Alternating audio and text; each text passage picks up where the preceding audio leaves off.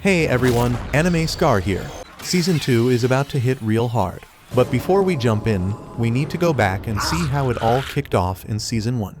This regular dude wakes up, but damn, he looks like he's in mad pain with tears streaming down his face. He glances around and sees people straight up clowning and laughing at him. Then, out of nowhere, this prince decides to give him a parting gift before offering himself.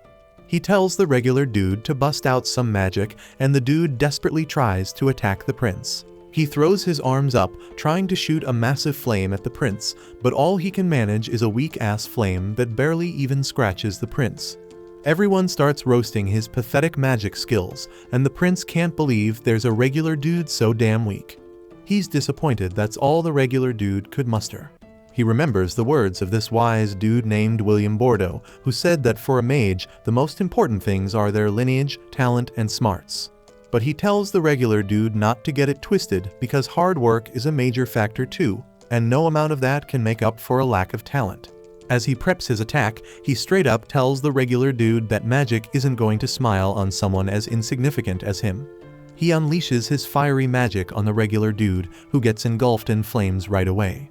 The dude screams in agony as he turns into ash, but then he starts grinning like crazy because he's in awe of the prince's sick magic. He realizes the power behind the magic a noble wields, and he can't help but admire its beauty from his magical perspective. He wishes he learned more about magic and mastered it when he was still alive. With his dying breath, he prays for another shot at experiencing the thrill of such magic. Suddenly, he wakes up and peeps a bunch of maids holding toys all around him. He's like, who the hell are these peeps, and where am I? He thinks they're giant enemies and decides to defend himself. He tries to cast a fire spell, but realizes his hands are freaking tiny. By accident, he casts a fire spell that straight up blasts through the castle roof like fireworks, announcing his birth. A town crier runs through the kingdom, spreading the news about the birth of the 7th prince of the Saloon Kingdom, posting up posters and all that. Everyone in the village is stoked to witness such an epic day. Meanwhile, the maids at the castle are losing their minds over the chaos caused by the newborn baby. But the baby just grins like a little troublemaker, proud of wrecking the castle with his baby powers. Fast forward a few years, and life in the kingdom goes on as usual while some maids search all over the castle for the prince. They scour one part but can't find him, so they decide to move their search to another area. As soon as they leave, the prince sneaks out of his hiding spot, ready to dip from the castle. But then, two dudes pop up and start calling his name. Prince Lloyd freezes and signals them to be quiet so the maids don't hear them. He straight up tells the dude to act like he never saw him, and the dude agrees to keep his trap shut. He asks Lloyd if he wants to roll with them on a hunt, but Lloyd just bounces, leaving the dude talking to himself. Once the dude realizes Lloyd is trying to sneak away, he calls out to him, but Lloyd isn't saying a word. The dude is bummed that the prince has dipped again, but his homie tells him that Lloyd is the 7th prince, which means he isn't in the running for the crown. He can't understand why the dude is going through all this trouble to win his favor. The dude reminds his homie that the prince could speak right after being born, was reading spell books instead of kids' picture books, and even refused breast milk like a true gentleman. He thinks the prince is the reincarnation of the legendary sage William Bordeaux. His homie tells him it's straight up ridiculous to think the prince is a reincarnation of the sage. The prince rushes down the castle stairs and realizes the dude was right about him being a reincarnation. He remembers he was just a regular dude in his past life, but he has no clue because his memories are still intact. While the maids search for him in the castle, he wonders why he got reborn as some privileged 7th son in a royal family. Even though he was born into royalty, he isn't planning on chasing their glory ambitions.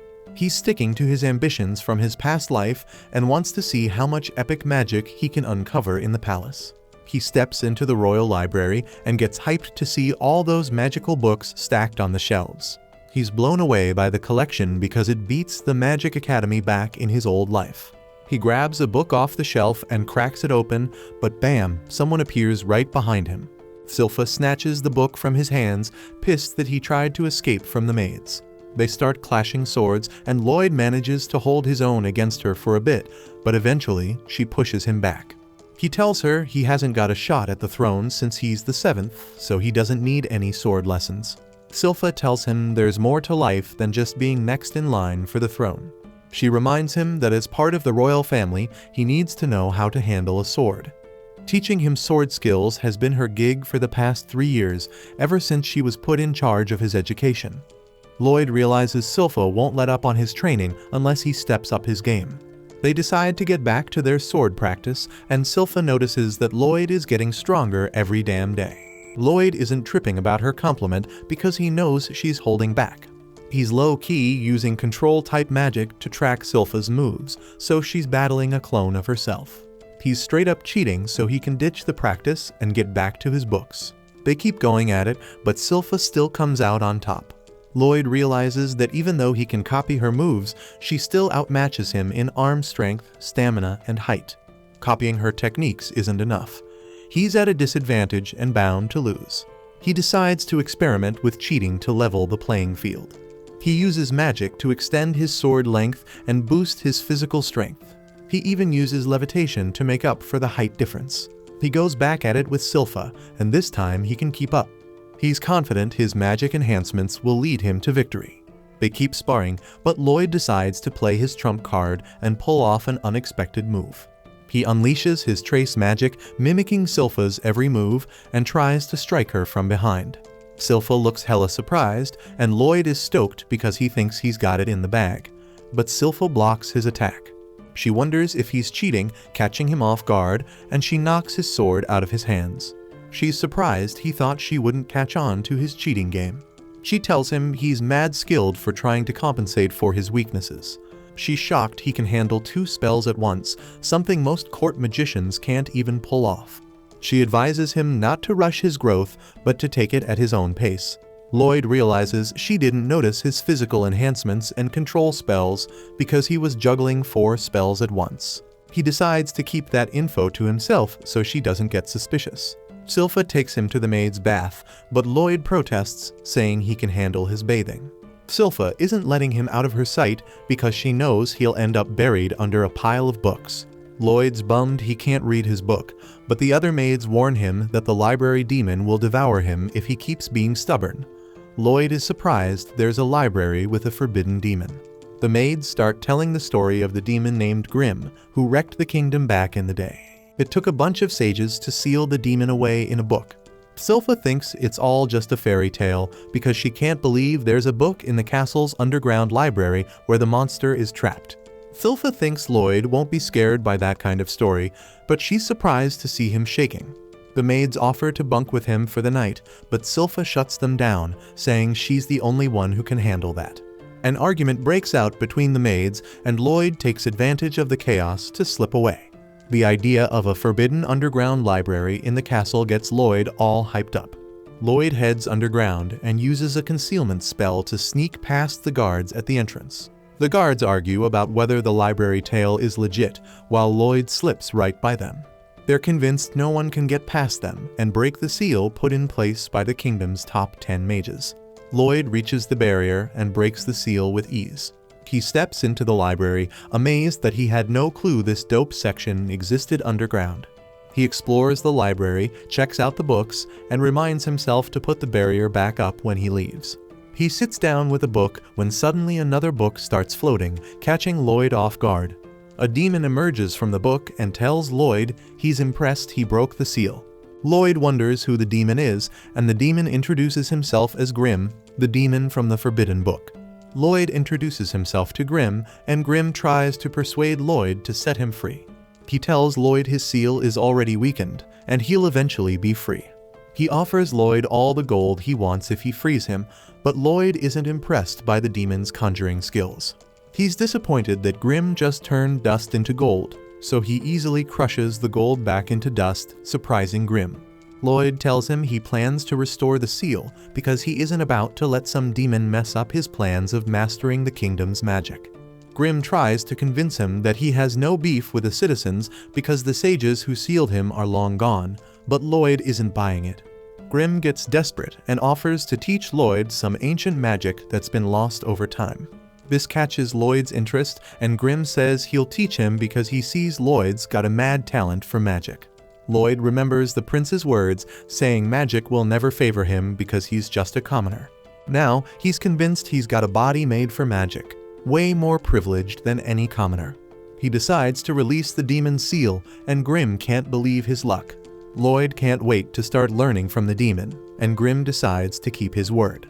He hits Lloyd with an ancient flame magic right away, thinking he's got him down and can make his escape. He's shaken to see Lloyd chilling without a scratch because Lloyd got his barrier game on point. Lloyd is delighted by the demon's spell and asks him to show off some more. The demon gets mad and throws more ancient magic spells at Lloyd, but none of them can break through Lloyd's barrier. The demon is straight up baffled and wonders what the hell Lloyd's barrier is made of. Lloyd is so hyped about the magic that he decides to give it a try himself.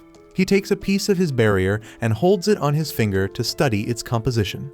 He's eagerly waiting for Grim to bring the heat when suddenly Grim sprouts a second mouth and starts chanting. Lloyd notices the double incantation and realizes Grim's about to unleash a devastating ancient spell. Lloyd analyzes the spell from within his barrier, but Grim can't believe Lloyd is still kicking after taking his strongest attack. Grim decides to make a run for it, but he's stopped by another barrier. Lloyd lets him know he put up the barrier, but Grim's hurt because he thought Lloyd was trying to dip.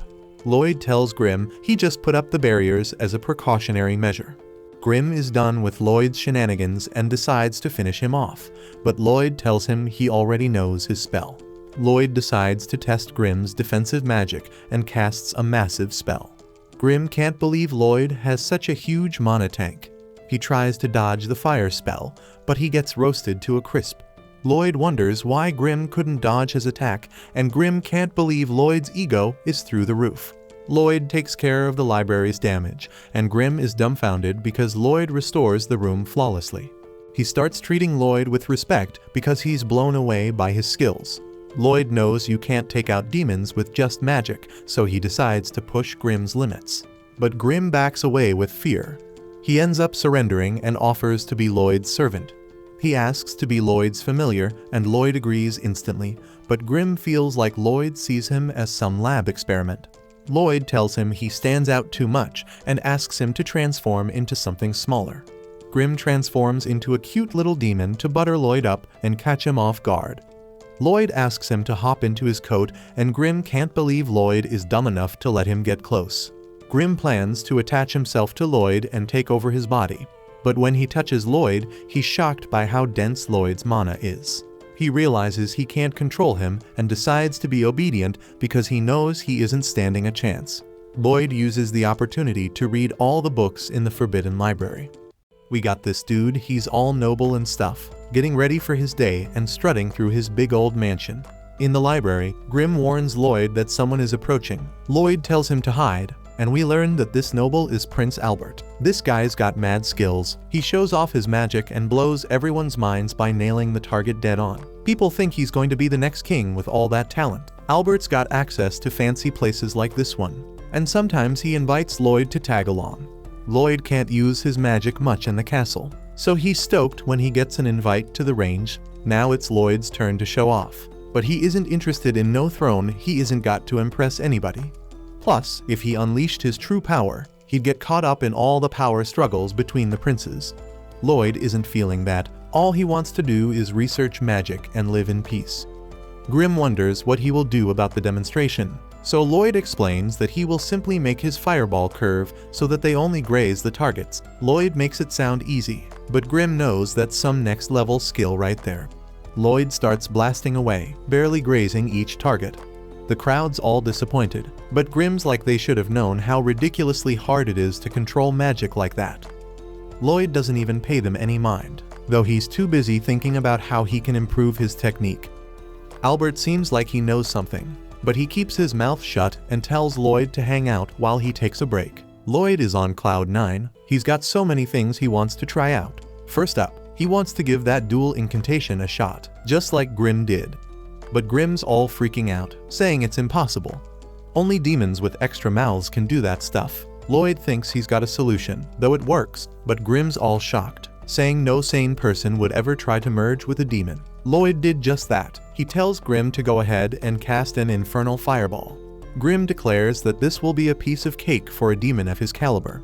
but he freaks out when things don't go the way he planned. Grim is terrified and wonders what Lloyd did. Lloyd explains that it was just a spell stack. I compress incantations by reciting a bunch of them at once. Lloyd's able to cast spells way faster that way. And get this, he takes it to the extreme, casually dropping that he recited like 100 spells in each line of the incantation. Grim's straight up stunned, can't believe how chill Lloyd's acting. He points out that even as a powerful demon, he can only stack 2 or 3 lines at a time. Lloyd moves on to the next test and realizes he can talk out of both mouths now. Grim's panicking, thinking Lloyd's going to pull off 2 advanced spells at once, but Lloyd shuts him up.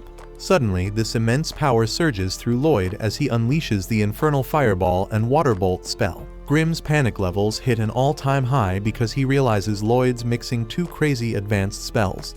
The mana's off the charts, and Lloyd's pumped to see what this dual incantation can do. He figures he can't release all that power on the ground, so he just shoots it up into the sky. Even then, the display of power is so intense, you can see it from miles away in the castle. Some of the servants aren't too happy that Albert's hanging with Lloyd because they think he's just a kid who sucks at magic. But Albert shuts them down. He reveals that Lloyd intentionally grazed all the targets perfectly. It was all part of the plan. Albert calls Lloyd a freaking genius. Albert predicts Lloyd could become the Grand Sage, the ultimate wizard, and he hopes they can be allies. The servants are sure that he will be able to convince him, but Albert points out that he just wants to get along with his little brother. Albert predicts that Lloyd probably already knocked down all the targets, but the servants once again doubt Lloyd's ability. They think there's no way this kid could take them down so damn fast. And then one of the servants is like, "Why is it so dark outside?" We find out why when Grim's shaking in fear after seeing Lloyd blow a freaking hole through the atmosphere. Lloyd starts panicking because he doesn't want anybody to find out, but luckily things go back to normal. That was some insane stuff. Grim's straight up terrified and starts wondering who the hell Lloyd is. The next morning, Grim gets fed up with doing all these duties for Lloyd. But then he calms down and reminds himself that he has to keep Lloyd's body clean and healthy because he's going to take it over later. Yeah, it's some weird possession stuff. The tear in the sky makes it to the newspaper, but nobody knows what the hell caused it.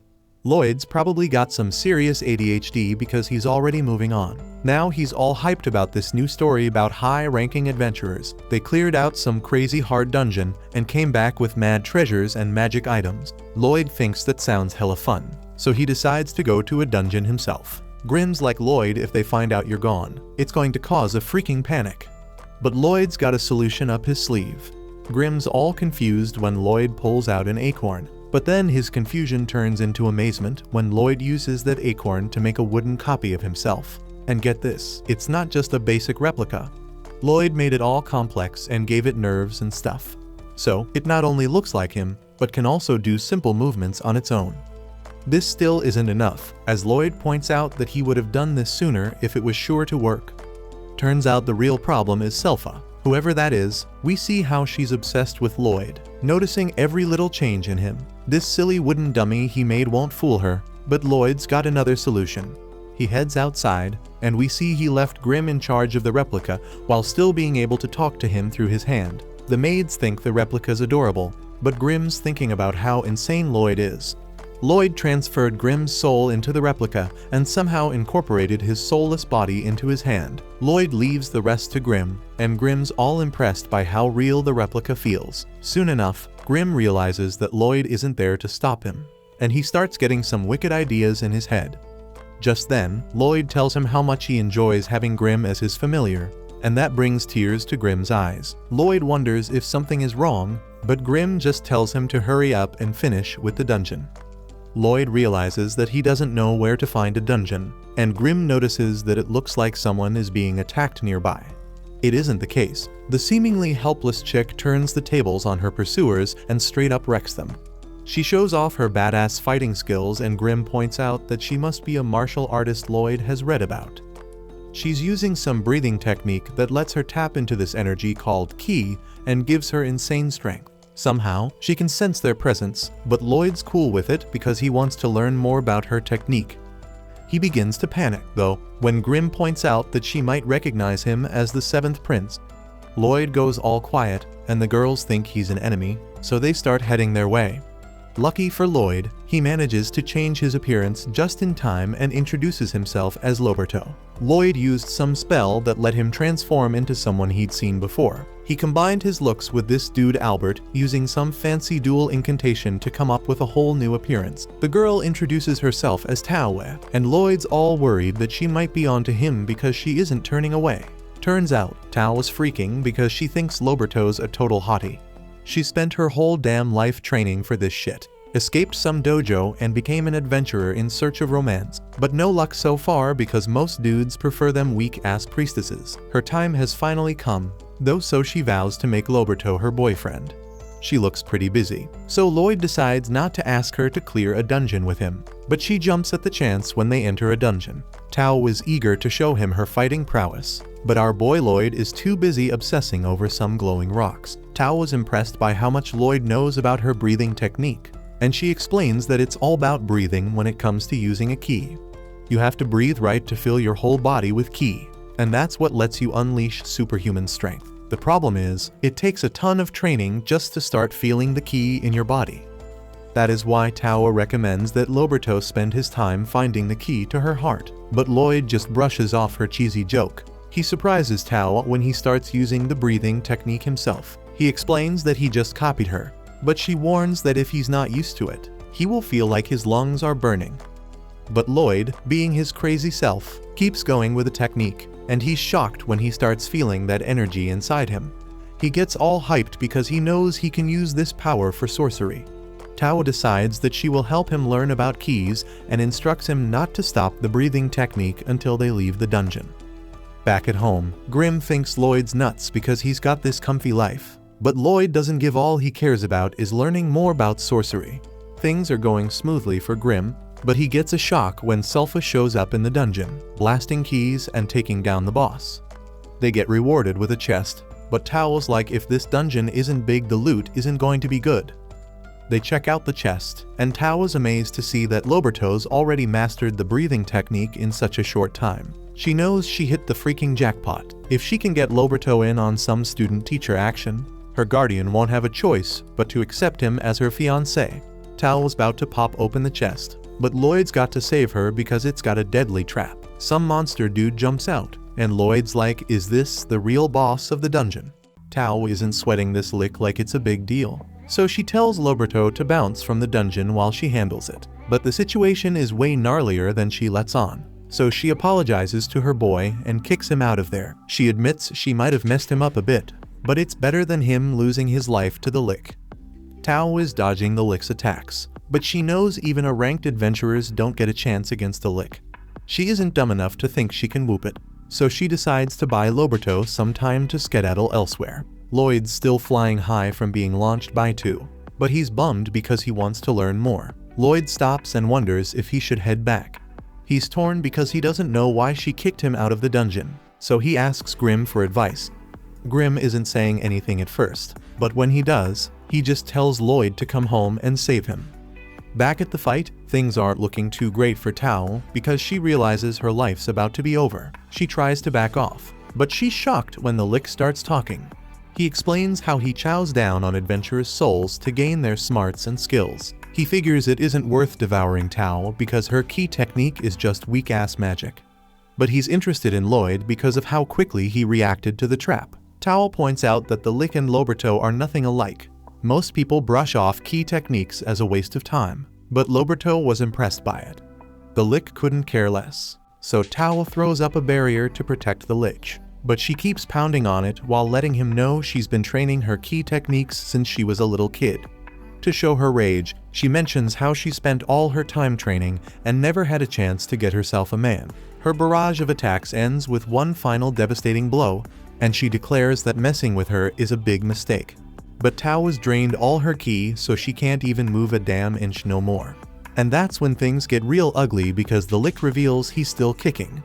Tao went all out with her ki blast to wreck the barrier, but the lick lets her know it was a beautiful effort. Her full power isn't even worth a flick of his magic finger. The lick rubs salt in the wound, saying she wasted her life with all that training. He casts a spell to crush her with a magic shard, but the lick gets a shock when Lloyd swoops in to save her. Lloyd explains he's about to get taken over, but he hasn't got much time, so he has to end the fight quickly.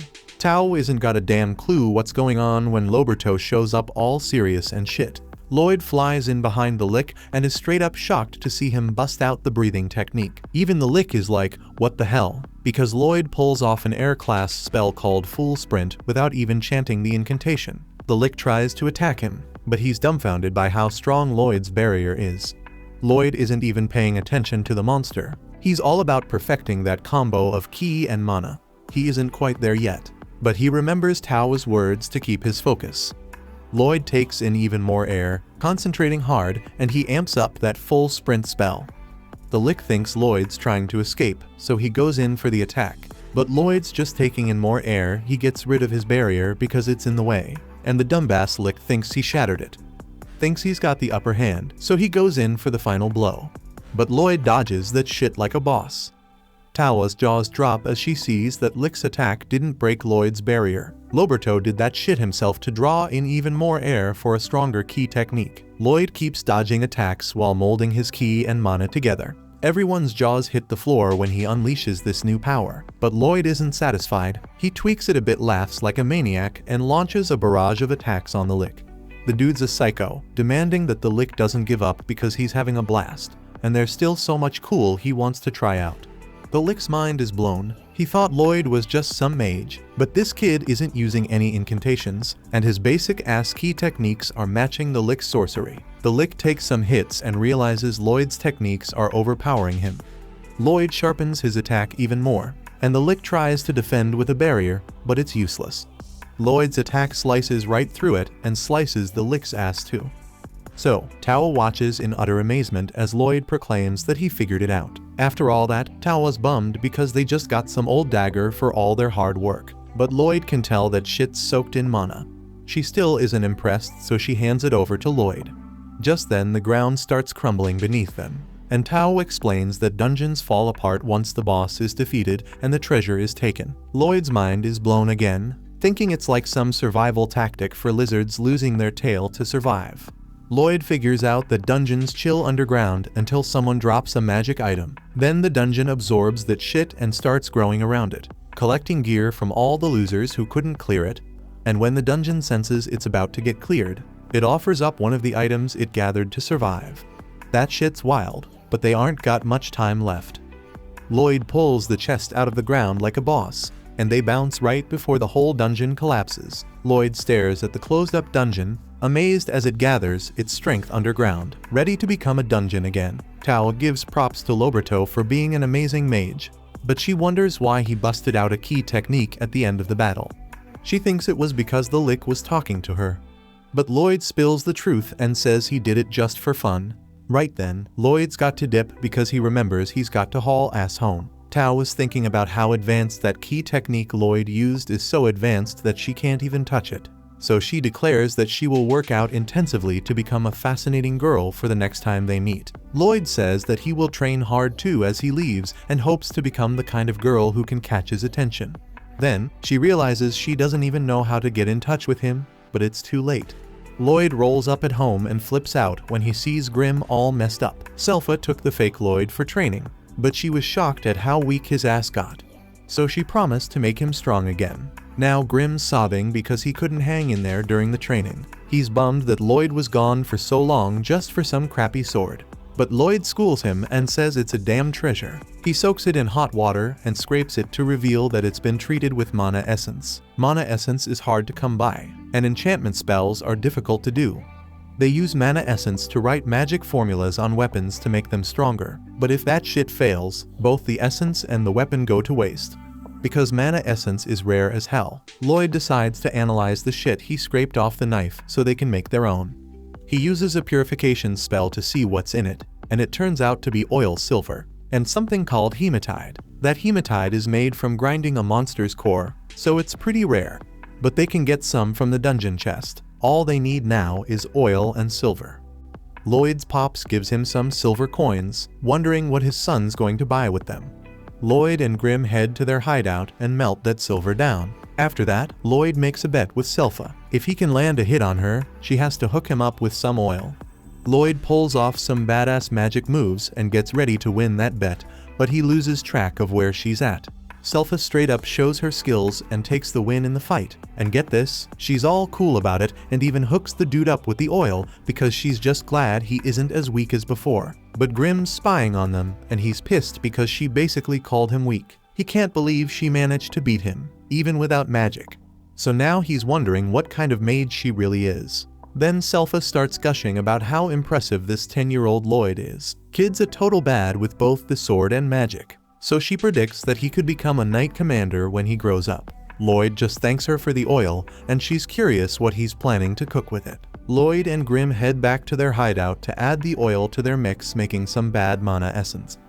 Next, Lloyd asks Albert for some weapons to test his enhancement magic. Albert finds it hella cute how much Lloyd loves magic. So he asks his crew which one of them wants their weapon boosted by his adorable little. They all jump at the chance, but let's be real. It's because Albert practically ordered them to deep down. They aren't too thrilled because enchantment is mad tricky and rarely goes smoothly. Plus Lloyd's just a 10-year-old, so they're thinking he'll probably end up breaking all their weapons. Grimm hears them doubting Lloyd and he's all fired up.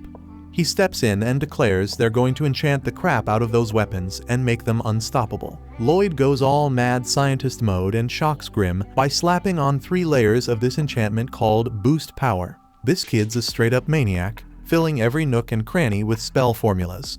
The sword snaps like a twig because the steel couldn't handle all those spells.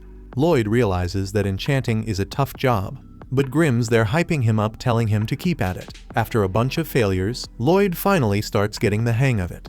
He heads back to Albert with 50 out of the 120 swords he got. He apologizes for breaking 70 of them, but deep down, he's stoked because he enchanted 80 of them. The only problem was he got greedy and added too many spells to a few swords, and well, they ended up toast. Albert's in straight up disbelief because even top-notch enchanters only have like a 10% success rate. It's so insane that the others don't even think Lloyd enchanted the weapons at all. They figure he just gave up after ruining 70 swords and returned the rest untouched. So the crew decides to lie and say the swords feel sharper. But one dude gets a shock when his sword slices his sheath in half. They don't know what to make of it, but the angry little Grimm feels vindicated. Albert's amazed by one of the sickest swords, and Lloyd explains he wanted to see them in action. Perfect timing because Albert drops the bombshell they're going on a monster hunt. Right after that, we see Lloyd rolling with Albert.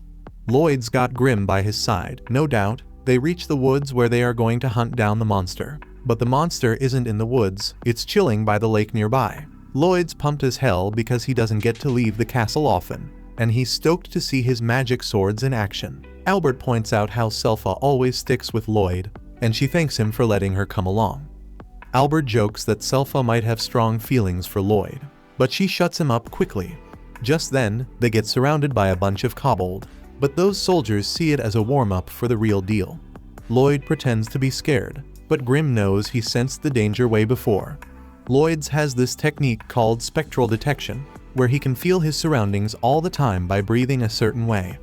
Grimm watches his master and knows he can't surprise Lloyd because he's always on the lookout. Grimm says Lloyd gets scarier every day. The fight starts, and everyone's tripping balls over how damn sharp those swords are. They aren't just slicing through monsters, they're cutting through steel like it's butter. Soldiers are freaking out like kids with a knife for the first time. So, Lloyd knows his enchantments worked like a charm. Albert agrees and tells everyone that his little bro is a damn enchanting prodigy. Selpha agrees too, standing over a pile of dead monsters. But Lloyd points out he didn't even enchant her sword. Right then, one of them kobold tries to attack Lloyd, but out of nowhere, Tawa shows up and takes it out. Lloyd almost slips up and calls out to her like he's still Loberto, but he catches himself just in time.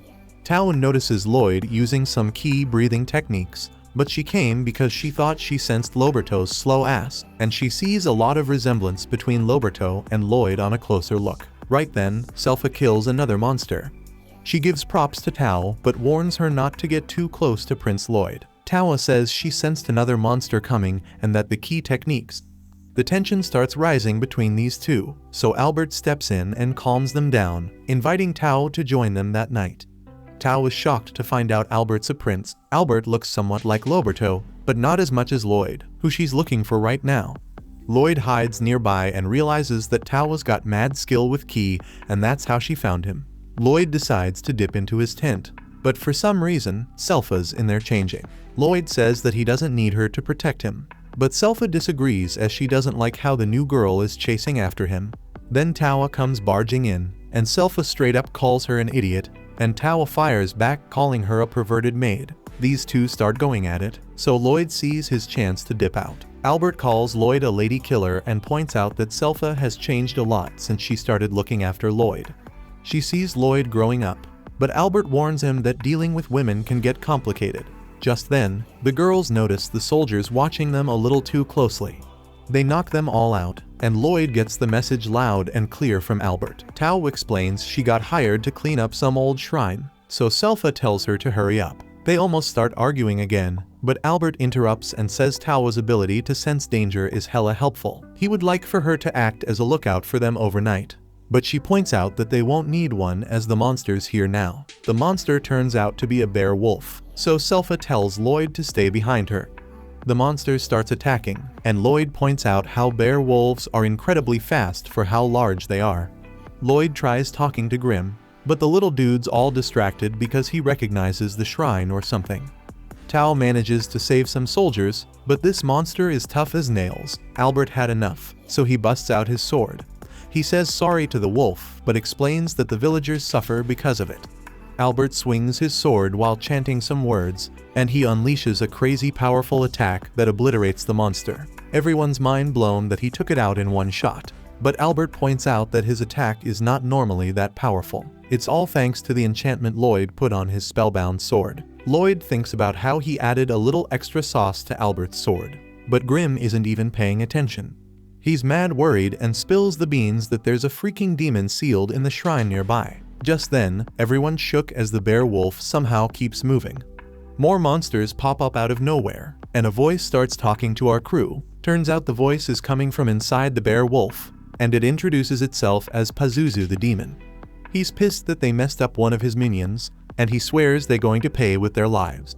Pazuzu sends his minions to attack, and they aren't anything to slice up because they heal up instantly. Tao swoops in and saves Albert, and he figures out that the demon's calling the shots for all those minions. Lloyd wonders if the demon knows Grim, but no, they aren't tight like that. Grim breaks it down. Pazuzu can transform his mana to control those monsters. He makes them think he's their master, but for real, his mana acts like strings pulling their puppet strings. He can even supply mana through those strings, which is why they keep healing up. Grim gets serious and says things are going to get ugly if they don't take Pazuzu down.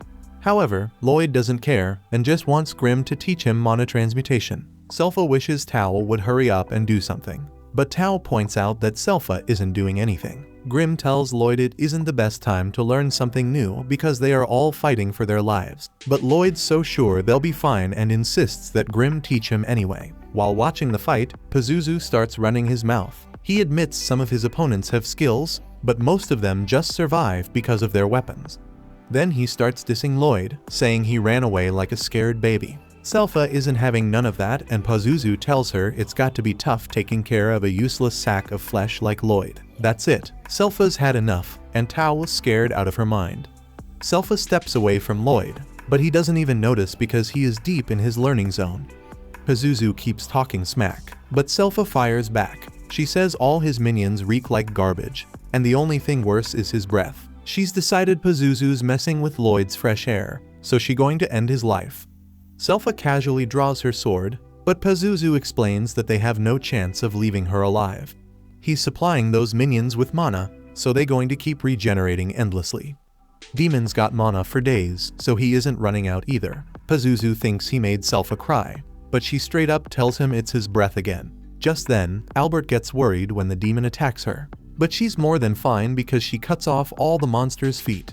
She suggests Pazuzu leave behind the furball he's controlling and warns he's going to lose even quicker if he doesn't, and everyone notices the minions stop moving and regenerate slower. It's because the demon's focusing on regenerating its bear wolf. They might have a shot at winning when the demon does that, so Albert tells Selpha to keep inflicting damage on him. She gets ready to do it, But Pazuzu thinks they're playing themselves. Meanwhile, Grim wraps up his lesson for Lloyd. He explains how Pazuzu must be a real pro at mana transmutation because it isn't easy, even for a badass demon. Grim tries to show Lloyd how to control mana, starting with adding some color to it. Then you have to shape it and add sense. Grim struggles with it, but he's hella shocked when Lloyd reveals he shaped his mana into a flower and even added a scent. Grim can't believe how perfectly he did it already, so they both take a moment to enjoy the smell. While all that's going on, Pazuzu's in deep trouble because Selpha's straight up whooping his sorry ass. He can't figure out how she isn't leaving any openings, and he's wondering how a babysitter like her can be skilled. Selpha borrows a soldier's sword and admires it because Lloyd enchanted it. Her obsession with Lloyd got Pazuzu interested in him, so now he wants to dissect him. The demon's moving hella fast, but he keeps insulting Lloyd, and that just makes Selpha even angrier. The demon tries to swallow her up and mocks her for falling for his tricks like a dumbass human. But damn, he's stunned when Selpha's still kicking, and she slices that bear wolf's body clean in half. She calls it her family's dual blade art and follows it up with another move called Diving Sparrow that slices the monster's head right off. Pazuzu tries to say she's just a maid, but nah, that isn't true. Selpha unleashes another move that obliterates the wolf and exposes the demon. Everyone's mind is blown by her power, and Lloyd realizes this is Selpha when she gets dead serious.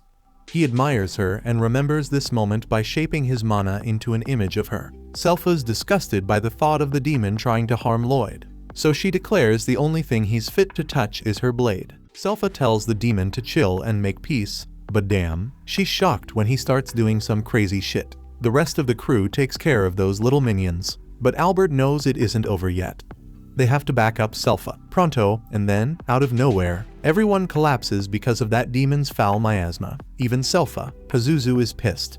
He spent a century building them puppets, and now he blames Selpha for screwing up his plan. He launches an attack, sending her flying into the river. Albert wants to help, but damn, he's running on empty.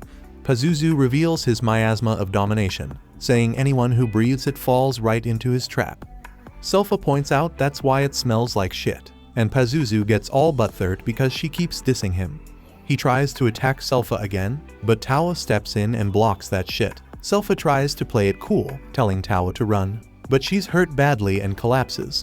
Pazuzu is impressed as hell. Selpha took a heavy dose of his miasma and still defied him like a boss. Even the monsters he controlled fell under his power in less than 30 seconds.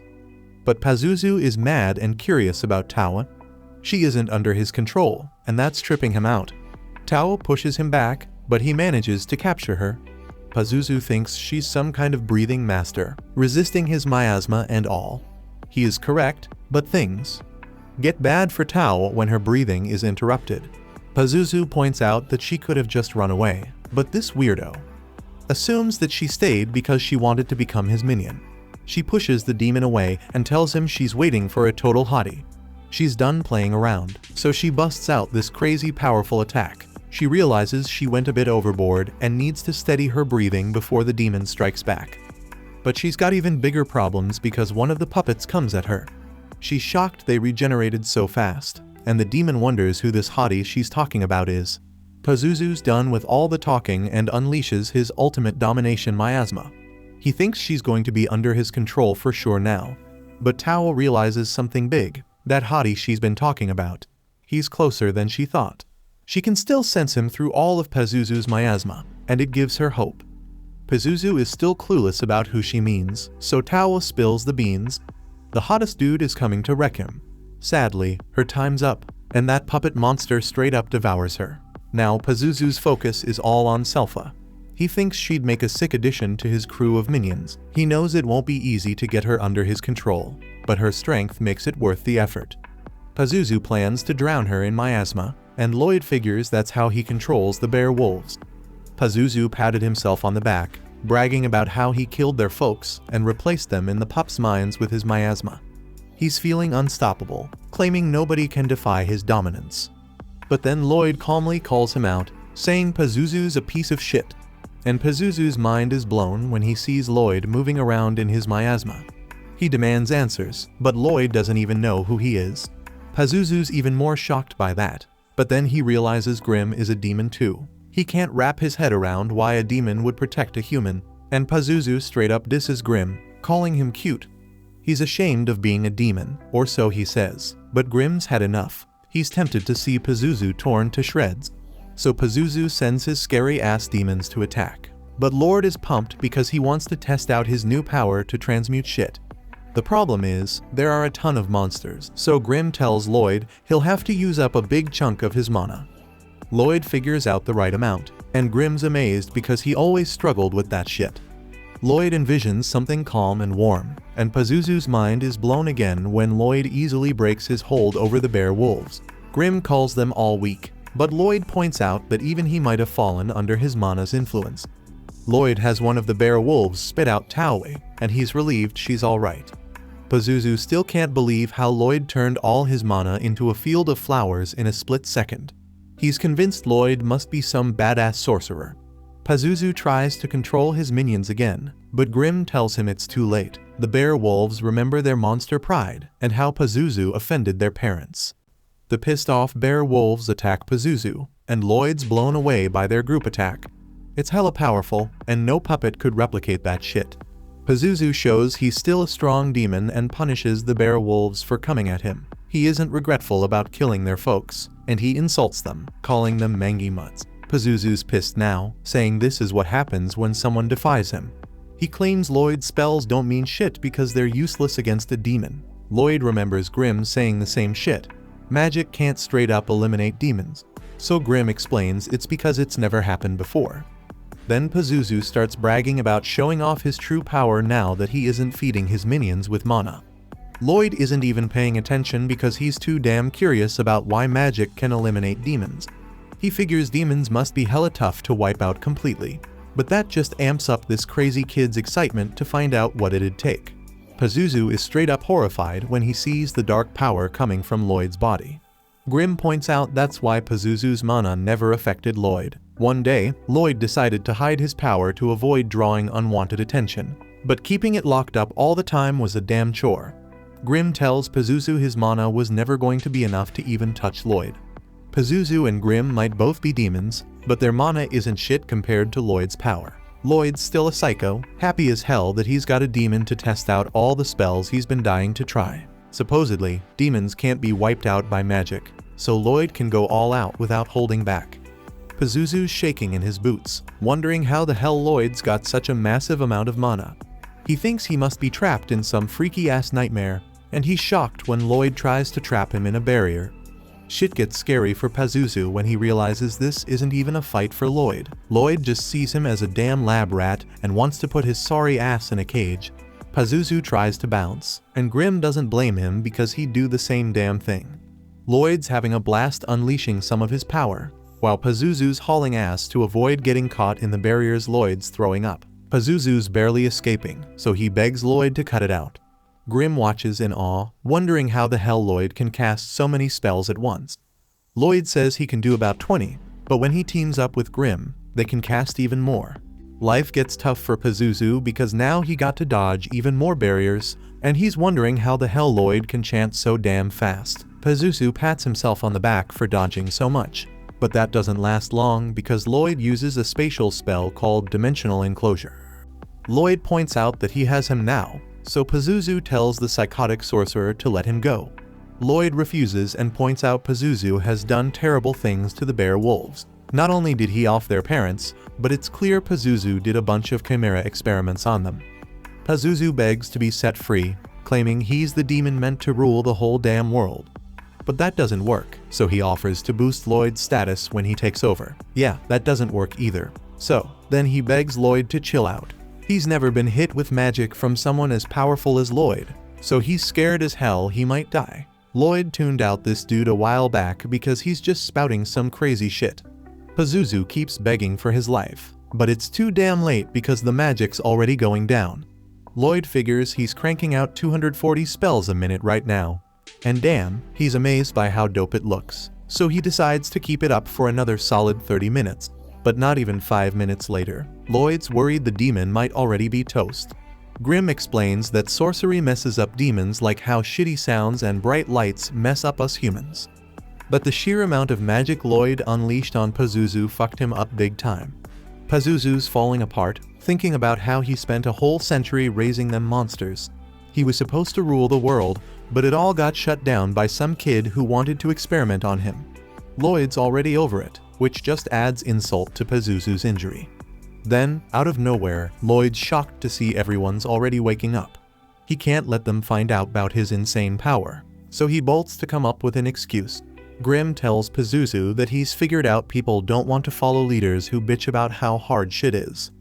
They want to kick it with someone who's having a good time. Lloyd's always doing what he wants when he wants, so that's probably why folks flock to him. Grimm remembers to keep up his tough guy act and explains he isn't like the ones flocking to Lloyd. He's just building up his strength so he can get revenge on Lloyd someday. In this case, Pazuzu decides to trust his world domination dreams to Grimm. Grimm's down and happy to see Pazuzu's manas helping him recover a bit. Lloyd comes up with an excuse, telling everyone some dude named Loberto showed up, defeated the demon, and saved them all. Tao overhears and wonders where Loberto is. The whole town celebrates the return of the badass Prince Albert. They think Lloyd's a cute kid, but he isn't shit compared to the great Albert, and that pisses off Selpha. The king is impressed with Albert and wonders where the two adventurers who helped them are. Albert explains Loberto was never actually seen, but we get a glimpse of what happened to Tao. She got suspicious when she realized she was wearing Lloyd's poncho, so Lloyd just tricked her into leaving by saying Loberto was nearby. The king's Hela is interested in this Loberto person, but Albert shocks everyone by saying Lloyd did the most in the hunt. They only survived because of Lloyd's enchanted weapons, so Albert thinks Lloyd should be part of the royal succession. Everyone in the room is straight up dumbfounded because Albert thinks Lloyd would be perfect for the damn throne. The king points out that this would just create another rival for Albert, but Albert thinks that the throne should be given to whoever is most worthy, even if it's not him. He questions any decision that it exclude Lloyd just because he's young, but Albert makes it clear he isn't going to let himself be outshined either. The king's pumped about this crazy turn of events and asks Lloyd if he's down for the struggle. He wants to know if Lloyd's going to stand with his brothers in the quest for the throne. Everyone's mind blown by this epic moment, but Lloyd's just chills and declines calmly. Outside, this little dweeb's running around like a damn rookie and explains that one of the bear wolves followed them home. Lloyd thinks it's cute as hell and fluffy, so Grimm gets jealous that he isn't getting the same reaction. Grimm puffs himself up and casually jumps into the convo. Selpha shows up to see how much the bear wolf digs Lloyd, and Lloyd hides Grimm in its fur. Lloyd's named it Shiro and wants to teach it all kinds of shit. Selpha explains that complex commands are usually for monster tamers, so Lloyd thinks about using mana to control monsters as they do. Grimm's amazed by Lloyd, turning down the throne offer like it's no big deal. Lloyd's always just obsessed with magic. He's a true sorcery maniac. The king's watching nearby and thinks Lloyd turned it down because he's modest as hell. But Albert doesn't think that's the reason, because he believes kingship's just too small a role for Lloyd. The king agrees and can't wait to see what Lloyd's future holds. Later on, we find out that Lloyd taught his wolf some basic commands. Shiro picked them up quickly, but the more complicated commands gave them trouble. Lloyd tried writing some command spells into his mana, but that just messed up the poor animal. So, they decide to hit up a monster expert and head over to Princess Elise's garden tower. Grimm is straight up amazed by all the monsters there, and Lloyd explains that Elise is his sister, the 6th princess of Salem. She's a hardcore animal lover, not just cats and dogs, but all animals, yeah, even monsters. Just then, out of nowhere, Elise pops up and starts showering Lloyd with affection. But it's too much for him, and he straight up passes out. Elise gets chewed out by her maid named Ares, but she explains that she can't help herself. Lloyd is impressed when Elise can tell that Chero is a bear wolf, but she seems kind of nuts, and Selpha starts doubting if she can help them. Lloyd wants to give her a shot, though, so he asks to see one of her monsters, and he's shocked when she reveals she already called one an upper-class Fenrir named Laru. Grimm's mind is blown because that's a seriously high-level bear wolf. Lloyd can't wrap his head around how this monster slipped past his detection. But what's even crazier is that he has no idea when Elise gave the command. The Fenrir knew to creep up behind them and even snatched Selpha's headband. Elise gave it some complicated orders, and she did it without showing a damn thing. This gets Lloyd pumped, so he begs Elise to teach him how to talk to Shiro. Elise says it isn't going to be easy, but Lloyd likes it better when things aren't simple. She agrees to teach him, but she drops a bombshell when she says that the key to talking to animals is love. She claims that love helps him understand any monster, and to prove her point, all the animals in her tower come and give her hugs. Ares thinks it's a waste of time learning from Elise because she's just a natural, but Elise says anyone can learn. She gives another demonstration, but this time the animals go a bit wild with everyone. Selpha's shocked to see that Lloyd seems interested in love, and she daydreams about him asking her to teach him more. But in reality, Lloyd realizes that he's been trying to give orders to Shiro, while his sister isn't giving any commands to her animals. Instead, she's just sharing her will when she talks to them. Lloyd notices that her mana isn't coming from her hands, but it's flowing straight from her head to the animals. That means she can connect with them subconsciously through mana, showing them exactly what she wants. Lloyd figures out that instead of giving orders, he's going to try sharing a mental image of his will. Lloyd straight up pulls it off, and everyone's mind is blown when Shiro does the trick Lloyd was trying to teach him. Lloyd celebrates with Shiro, and Ares determines that he must be gifted. The technique he's using is exactly how monster tamers share their will. Selpha's impressed too, but she's a bit let down because it didn't go down the way she imagined. Elise isn't happy about it and says it's supposed to be about love, not all this complicated will sharing stuff. Lloyd breaks it down even more, and it just makes everyone fall head over heels for him.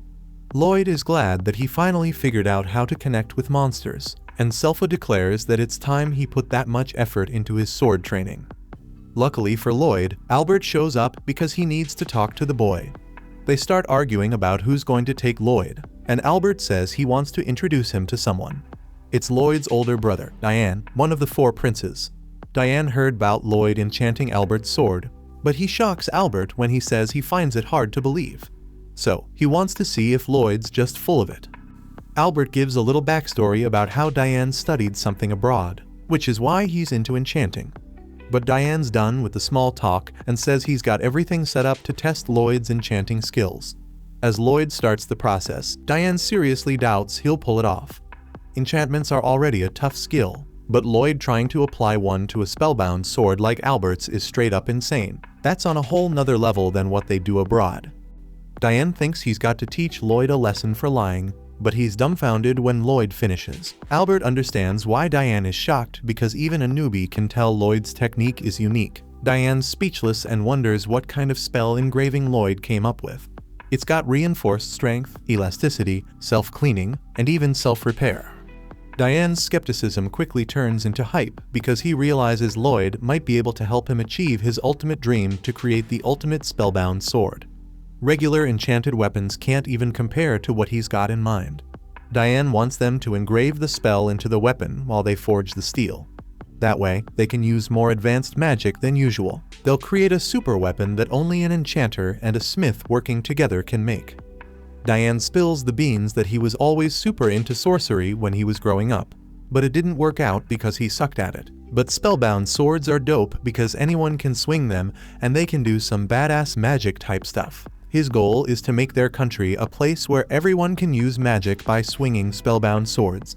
Lloyd isn't too concerned about all that, but he's damn interested in the production process. Lloyd agrees to help, so Diane explains he wants a sword that shoots fire when swung. To make it happen, Lloyd suggests using the enchantment called Pyro Lance. The problem is, the casting formula for that requires 14 parts, but a spellbound sword can only hold a max of 5. Lloyd's solution is to compress that formula into 2 parts. He compresses it and gets ready to apply it to the steel Diane's foregoing. But both of them are shocked because just the application shatters the steel. Lloyd tries to brainstorm some solutions, but the steel keeps breaking. Lloyd feels crappy because he wasted so much mana essence, but he can't figure out what's going wrong. That's when Grimm notices something about the mana essence and brings it to Lloyd's attention. Diane encourages Lloyd to keep trying since he got a bunch of mana essence for cheap anyway. Lloyd purifies the mana essence and finds out it barely has any hematite in it. Enchanting spellbound swords require a higher concentration of hematite, but this stuff, made from monster cores, is pretty rare. Diane hasn't got any, so Lloyd figures he's got to sneak out and hunt monsters in a dungeon again. Just like that, Selpha comes up with the idea herself for them to hit up a dungeon. Lloyd mentions that a prince like him isn't allowed, but Selpha explains that the king changed his mind after the monster hunt incident. He thinks Lloyd should broaden his horizons by seeing the bigger world. To kick off this journey, they head to the Adventurers Guild so Lloyd can register as an adventurer. The receptionist, Katarina, has Lloyd fill out some paperwork before touching a crystal ball that'll measure his strength and assign his adventure rank. Lloyd's familiar with crystal balls for measuring abilities because he used one when he ruled at the Magic Academy in his past life. But now, things are different. Lloyd's sure that if he uses his full power, the crystal ball will explode and draw too much attention. So, he focuses hard on suppressing his mana, even more than usual. He keeps shrinking it down to the size of a flea. When he finally touches the crystal ball, he gets laughed at because he gets an overall rating of E. But Katarina isn't laughing. She's shocked to see that Lloyd's magic rating is an A. That's on par with an experienced sorcerer, which disappoints Lloyd because he thought he compressed his mana to 1%. That's when Katarina declares that Lloyd is the most promising new adventurer since the one known as the Silver Blader. The other adventurers are pissed off when they hear her comparing the two. The legendary Silver Blader wrecked countless dungeons like a damn demon, but vanished all of a sudden. They think it's disrespectful to mention a legend like her in the same breath as nobody. Selpha explains that they want a dungeon quest, but those require at least one B-ranked adventurer to be part of it. Selpha decides to re-register, but one of the dudes thinks she should just roll with him. After Selpha teaches him a lesson, Katarina tells him he messed with the wrong chick because Selpha is the legendary Silver Blader. She explains that re-registering means getting demoted 2 levels to C rank, so that isn't going to work. Just then, Tawa shows up, offering to help out. Selpha doesn't even acknowledge her and says they're heading home. But Tawa insists on helping and says she went from dungeon to dungeon looking for Loberto. Hitting up all those dungeons made her strong enough to rank up. Now Tawa offers her help in exchange for getting a date with Albert. Katarina suggests a dungeon quest while Selpha returns Lloyd's cloak. Lloyd's blown away by Selpha's legendary past, and she explains it all happened when she was a little kid. What she remembers most is her failed attempt to take down some deadly foes called the Assassin's Guild. The trio then enters a dungeon and finds a chest. Meanwhile, back at the forge, Albert goes to see Diane.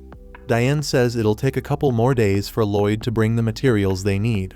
But Albert's getting worried about the time it's taken. That makes Diane realize a war is coming, so he tells Albert to just hold on a bit longer. Once Lloyd's back, they can start mass-producing spellbound swords for battle. Albert explains they shouldn't worry about fighting because he brought them together so they could be like brothers again. Albert hopes that one day their weapons will protect the kingdom, so he encourages them to keep pushing. Just then, Diane says they should come quickly because Lloyd's back with a monster core. As they make the sword, Diane realizes that Lloyd is one hell of a kid. Albert already knows it, believing there isn't anything the kid can't do. And it's proven even more when Diane tests out the spellbound sword they made, and it causes some massive destruction. Lloyd realizes he might have gone a bit too far with the sword, so he'll have to tone it down next time.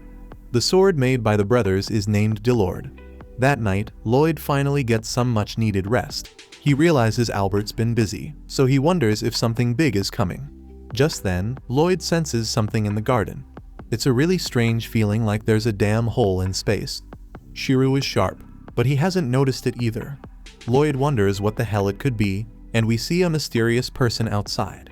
Out of nowhere, this chick outside flips her lid when Lloyd straight up appears in front of her. Lloyd's all creepy calm, and she tries to bounce, only to find herself stuck. Lloyd explains that he only wants to have a chat, even though she is a trespasser. The girl pulls some weird power move and apologizes because she never wanted to use it against a kid. Lloyd's shocked when his magic can't purify her poison. Her attack wrecks him, so the girl says sorry again and spills that nothing can cleanse her poison. Lloyd thinks that regular purification should handle any poison, so she must be using some unknown toxin. The craziest part is she's changing the nature of her poison with this rare mana stuff. Turns out, she's got a special kind of mana because she's one of those blighted folks with super scary powers. The girl confirms she's Ren, the poison moth blighted. Then Lloyd freaks when Ren breaks his barrier, and he realizes she weakened it with her poison. Ren assures him that he will be okay since he didn't take in that much of her poison. but he will be in pain for the next couple of days. Ren dips out, saying bye, and Lloyd's amazed at how well she hid herself. Grim arrives to point out that this is no time to be impressed. But Lloyd explains that he is fine as he is constantly healing himself. Grim wonders why he didn't stop the girl, so Lloyd explains that he rather let her guide him to their hideout. Grim has no clue who they are, so Lloyd reveals that Selpha told him about the Assassin's Guild, and he's pretty sure that Ren is one of them. They're a crew of 6 assassins with bounties on their heads. But what gets Lloyd hyped is that each of them has their special powers. Lloyd tracks Ren's location, and Grim can't believe he can detect that undetectable girl. Lloyd's like, her presence is like a rip in space, so it's easy to follow. Lloyd goes after Ren, and Selpha shows up late to the party elsewhere. Ren gets chewed out for not taking out the person who spotted her. But Ren spills that she did get some info. Turns out they're producing spellbound swords, so it looks like they're gearing up for war. But one of the assassins is not feeling it. He tells Ren to stop acting like their leader Jade because he's long gone. Ren argues that Jade's coming back, but they're interrupted because someone's watching them. Lloyd shows himself, and Ren's shocked because she thought he was still poisoned. The assassins heard rumors that Lloyd acts all ordinary, but he's secretly super powerful. But none of those matters because Lloyd found them, and they are not letting him leave. This crazy kid hears that and straight up drops his barrier, and Grim's wondering how much crazier he can get. Lloyd explains that he's facing opponents with unique abilities, and it would be a shame if he didn't get to sample them. Lloyd uses his traceability to copy Tao's fighting style and tells the assassins to come at him. He takes down the first challenger, and the dude's impressed that he knows martial arts. Lloyd can tell this guy's mad flexible, and the assassin reveals he can contort his whole body to fit through tiny spaces. The dude is like a freaking rat, so he's called Babylon, the giant rat blighted.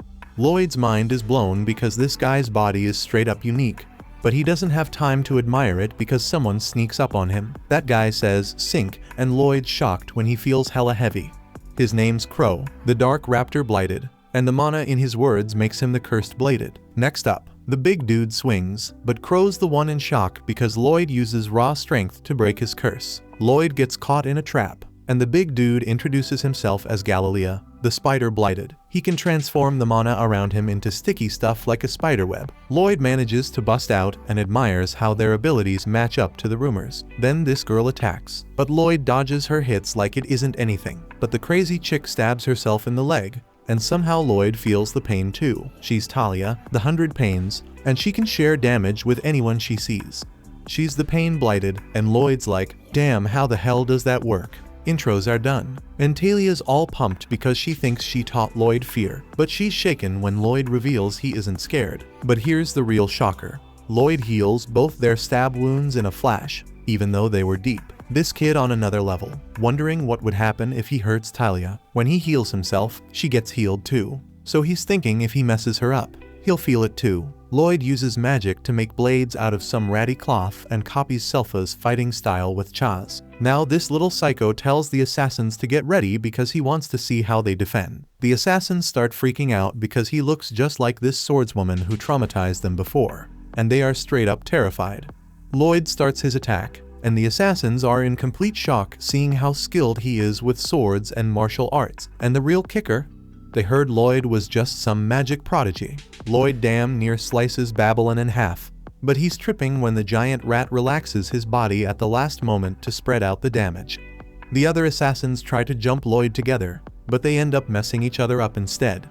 Lloyd goes all out on Babylon, moving so fast that Babylon can't even say stop to make him halt. Then Lloyd hits him with a twin sparrow attack, and all Babylon can say is ball. Lloyd wonders if he would have ended up bald if Babylon said the word, but he's glad he didn't have to find out. Galilee is out for revenge, but his web gets stuck to everything, and he puts Talia in a tight spot. Lloyd goes after Talia next, but she spills the beans that if he hurts her, he'll feel it too. She thinks he'll back down, but she's shaken when Lloyd's excited to see what that pain's like. Lloyd sends her flying, messing them both up big time. But Lloyd's just stoked it worked. Then the big guy traps him in his webs, but Lloyd slips out of his grip and lands a massive thunder punch. From this point, Lloyd's bleeding from his mouth, so he looks even crazier when he tells Ren to show him her poison again. Galilea tells him not to push her because she can't control her poison mana too well, and if she uses it, they'll all get caught in it. Lloyd realizes none of them seem to have great control over their powers, and Galilea confirms this. He explains if they could control them, they might not have ended up as outlaws. In his rage, Galilea attacks Lloyd, but Lloyd easily shuts him down. Ren tries to save Galil as he's screaming in pain, but Lloyd stops her too. She's all about getting revenge for what Lloyd did to Galilea. But Galilea reveals he's doing just fine. Actually, better than fine because his mana seems to be in check. For some reason, everyone's shocked when Lloyd spills that he engraved the spell right on Galilea's back, so he can control his power. Lloyd admits he's never engraved a spell on someone's body before, but he's glad it worked. Galilea breaks down as the curse finally ends, but Lloyd points out it's more than that because now he can control his mana like a boss. The others watch in awe, so Lloyd tells them it's their turn. He engraves them too, and they're relieved to finally have control over their mana. Crow's nests, crying tears of joy because it's been way too long since he could talk normally. Everyone's celebrating, but Ren is acting like she doesn't care. She claims she's crying for a different reason. But she can't hide her happiness about being able to wear whatever she wants without her poison wrecking her clothes. Lloyd's glad things are looking up, but Ren isn't feeling it when Lloyd's allowed to join their crew. The others remind her they owe everything to him and insist she get ready for the welcome party. Ren tries to call out that he mass-produced weapons of war and snuck into an assassin's hideout. She thinks Lloyd's too damn wild to roll with them. But Grimm sets the record straight. Lloyd was just messing around when he pulled off those stunts. Now that they have control over their powers, Lloyd's all about seeing what they can do. But Galilea wants some answers before they let him in. Lloyd's chill about it, but they insist on spilling their backstory. Lloyd isn't really into the history of the Assassin's Guild, but that changes when Galilea starts talking about their leader. This cat, Jade, goes by the name Phantom Blighted and can teleport. He's the Shadow Wolf. Back in the day, Jade got teleported against his will, and it messed him up badly. Cursed with teleportation, he decided to start the Assassin's Guild. The plan was to take shady jobs at the Adventurers Guild and leave their coin emblem at the scene, showing they were fighting for world peace. They wanted to come out of the shadows and live in the light someday. Galilea keeps going with the story, but Lloyd's more interested in the teleportation bit. Galilea explains that just when things started looking up, they heard the Lord of Lords was getting ready for war, and something happened to Jade. Suddenly, an envelope appears out of nowhere, and they're all shocked.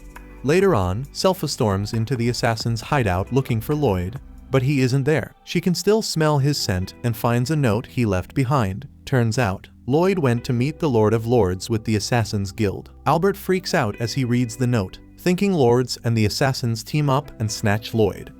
Diane calms him down, and they agree starting a war isn't the answer. War is the last resort, so Albert swears to find a peaceful solution no matter what. But then Selpha drops a bombshell she found Lloyd's clothes in the hideout. They fear the worst, and Albert forgets all about peace, agreeing that war's the only option. But little do they know, Lloyd's not a hostage at all, he's leading the charge somewhere else. After the letter appeared, Galilea immediately recognized the symbol on it to be the one Jade made for them. So Galilea anxiously opens the letter, and sure enough, it is indeed from Jade. In the letter, Jade apologizes for taking so long to contact them. But he had been a little busy as hell. He says he straight up overthrew the Lord of Lordost, who was planning some whack-ass war, and now he's the new ruler of the kingdom. He wants all of them to come and party with him to celebrate. Everybody's stoked about this bomb-ass news, but Lloyd looks at the letter and he's got a different reason to be happy. Galilea comes up to him and gets on his level, thanking Lloyd again for helping them control their curses.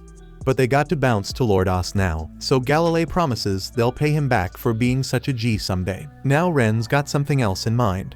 She wants Lloyd to roll with them to Lordost's kingdom so he can put a spell on Jade to keep his blight in check. Lloyd doesn't have a problem with accompanying them, but he asks if Ren knows where this letter came from in the first place. It just appeared out of nowhere, which means it was accurately teleported here from some other place. Teleportation magic is still a huge mystery in this world. Isn't no one just randomly figuring out how to use it? So there's only one legitimate explanation. Jade must have control over his powers after all. It wouldn't make sense for him to straight up lie about that. But here's the deal, they can't be sure if what was said in the letter is true. It might be a trap if they roll to Lordos now. But Ren's still holding on to the belief that Jade would never backstab them. She's all like maybe he learned to control his powers on his own.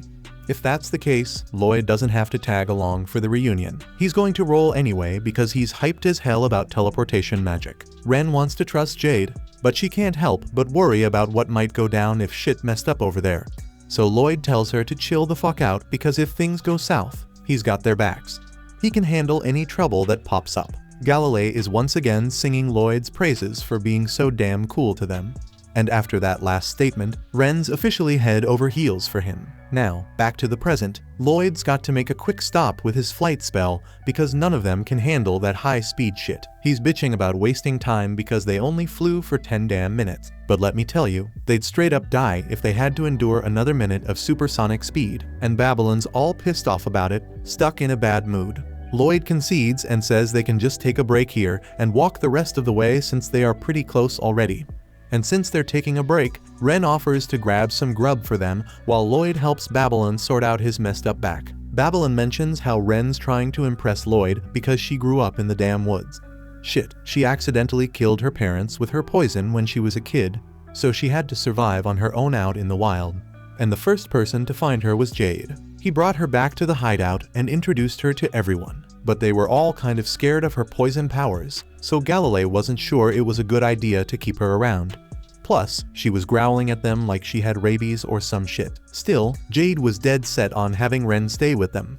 But when he hugged her, she released a whole bunch of poison, and he straight up collapsed. Even after that near-death experience, Jade still wanted Ren to be part of their family. He asked everyone to help take care of her, and since he insisted so damn much, Galilei offered to be her teacher, while Crow and Talia whipped up some clothes. That's when Ren got to see what it was like to have a family. Eventually, Jade came up with a spell to put on her clothes, neutralizing her poison mana. Finally, she could live a somewhat normal life around other people. Jade acted like a big brother to her. And damn, when Lloyd hears all this, he's hella curious to meet Jade. That's a big deal because he hasn't shown interest in anyone before. Finally, Ren comes back from her hunting trip and brings whatever the hell this is. She puts in effort, but nobody wants to touch her nasty ass food. So Babylon asks Crow to use his curse speech to make the food taste good.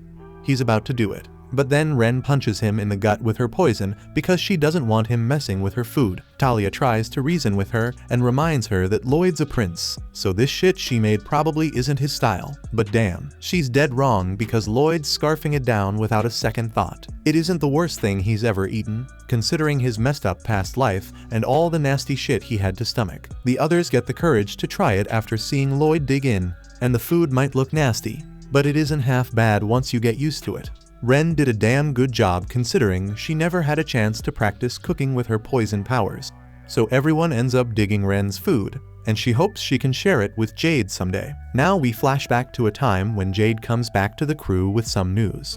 The guild's thinking about reconsidering the bounties on their heads, so the whole squad starts celebrating.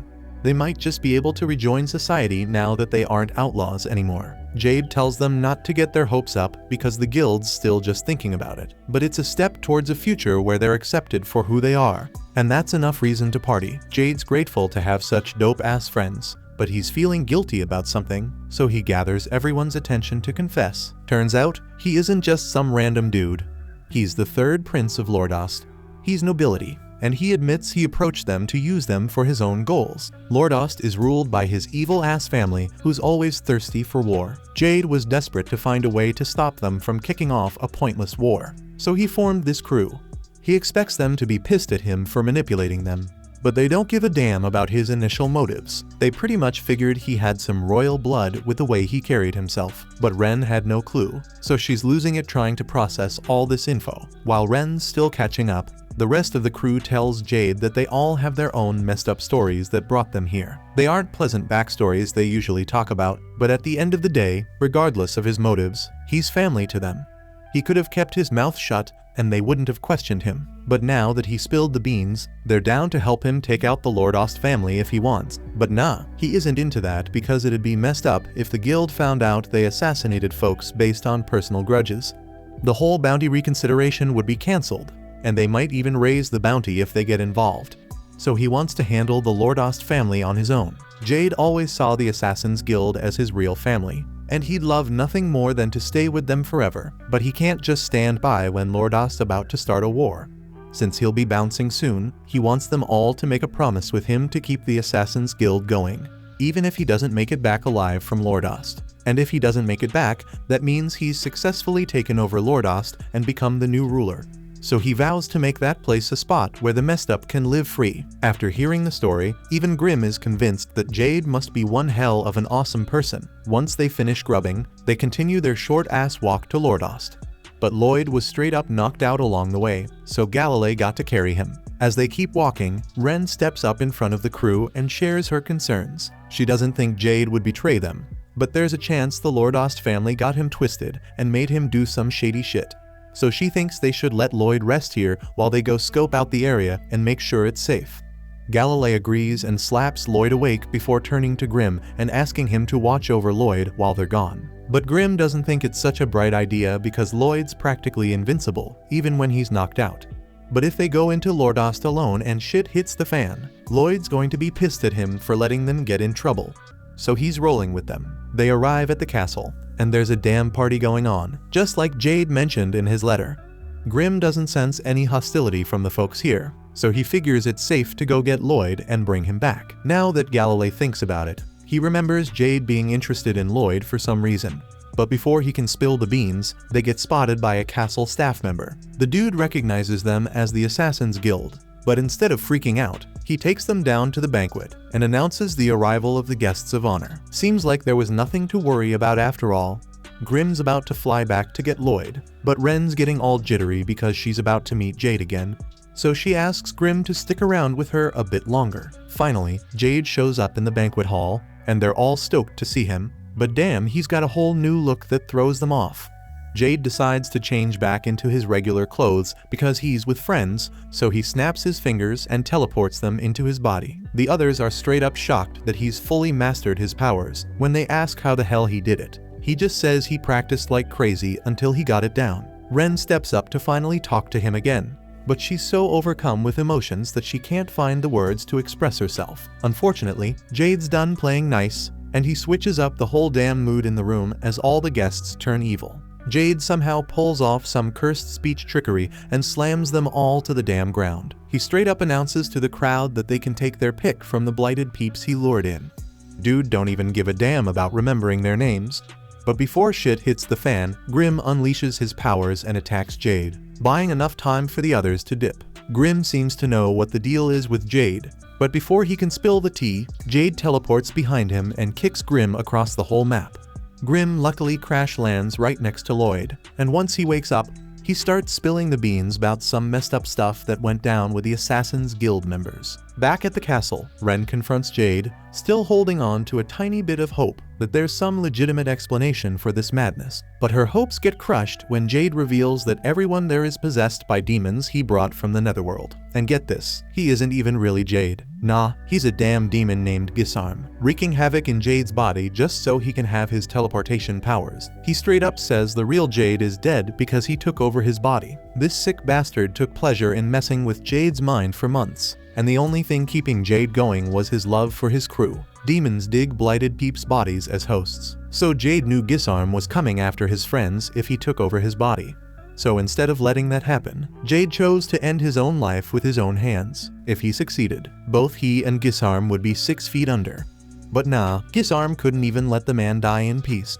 When Jade was about to kick the bucket, Gisarm just healed all the damage in an instant. The other demons are getting restless about taking over a blighted person's body, so Gisarm grabs Ren and sarcastically warns the demons to watch out because she's got some deadly ass poison that killed her parents at birth. Even though they're all seething with anger, they can't do jack shit to stop Gisarm. Homeboy inspects Ren's body, planning to take her over, but he pauses when he spots the spell Lloyd had put on her. He's pissed as hell that someone would dare to mark his property, so he uses some cursed speech to force Ren to spill who did this. Ren, fueled by sheer willpower and loyalty to Lloyd, resists the urge to rat him out at first, but Gisarm keeps screaming in her face, demanding to know who gave her that mark. Out of nowhere, barriers pop up around all the Assassin's Guild members, and a freaking massive death laser obliterates everything around. But the one who cast the laser is Lloyd, and he looks like he's pissed. The demons are straight up terrified after witnessing the insane power Lloyd just dropped.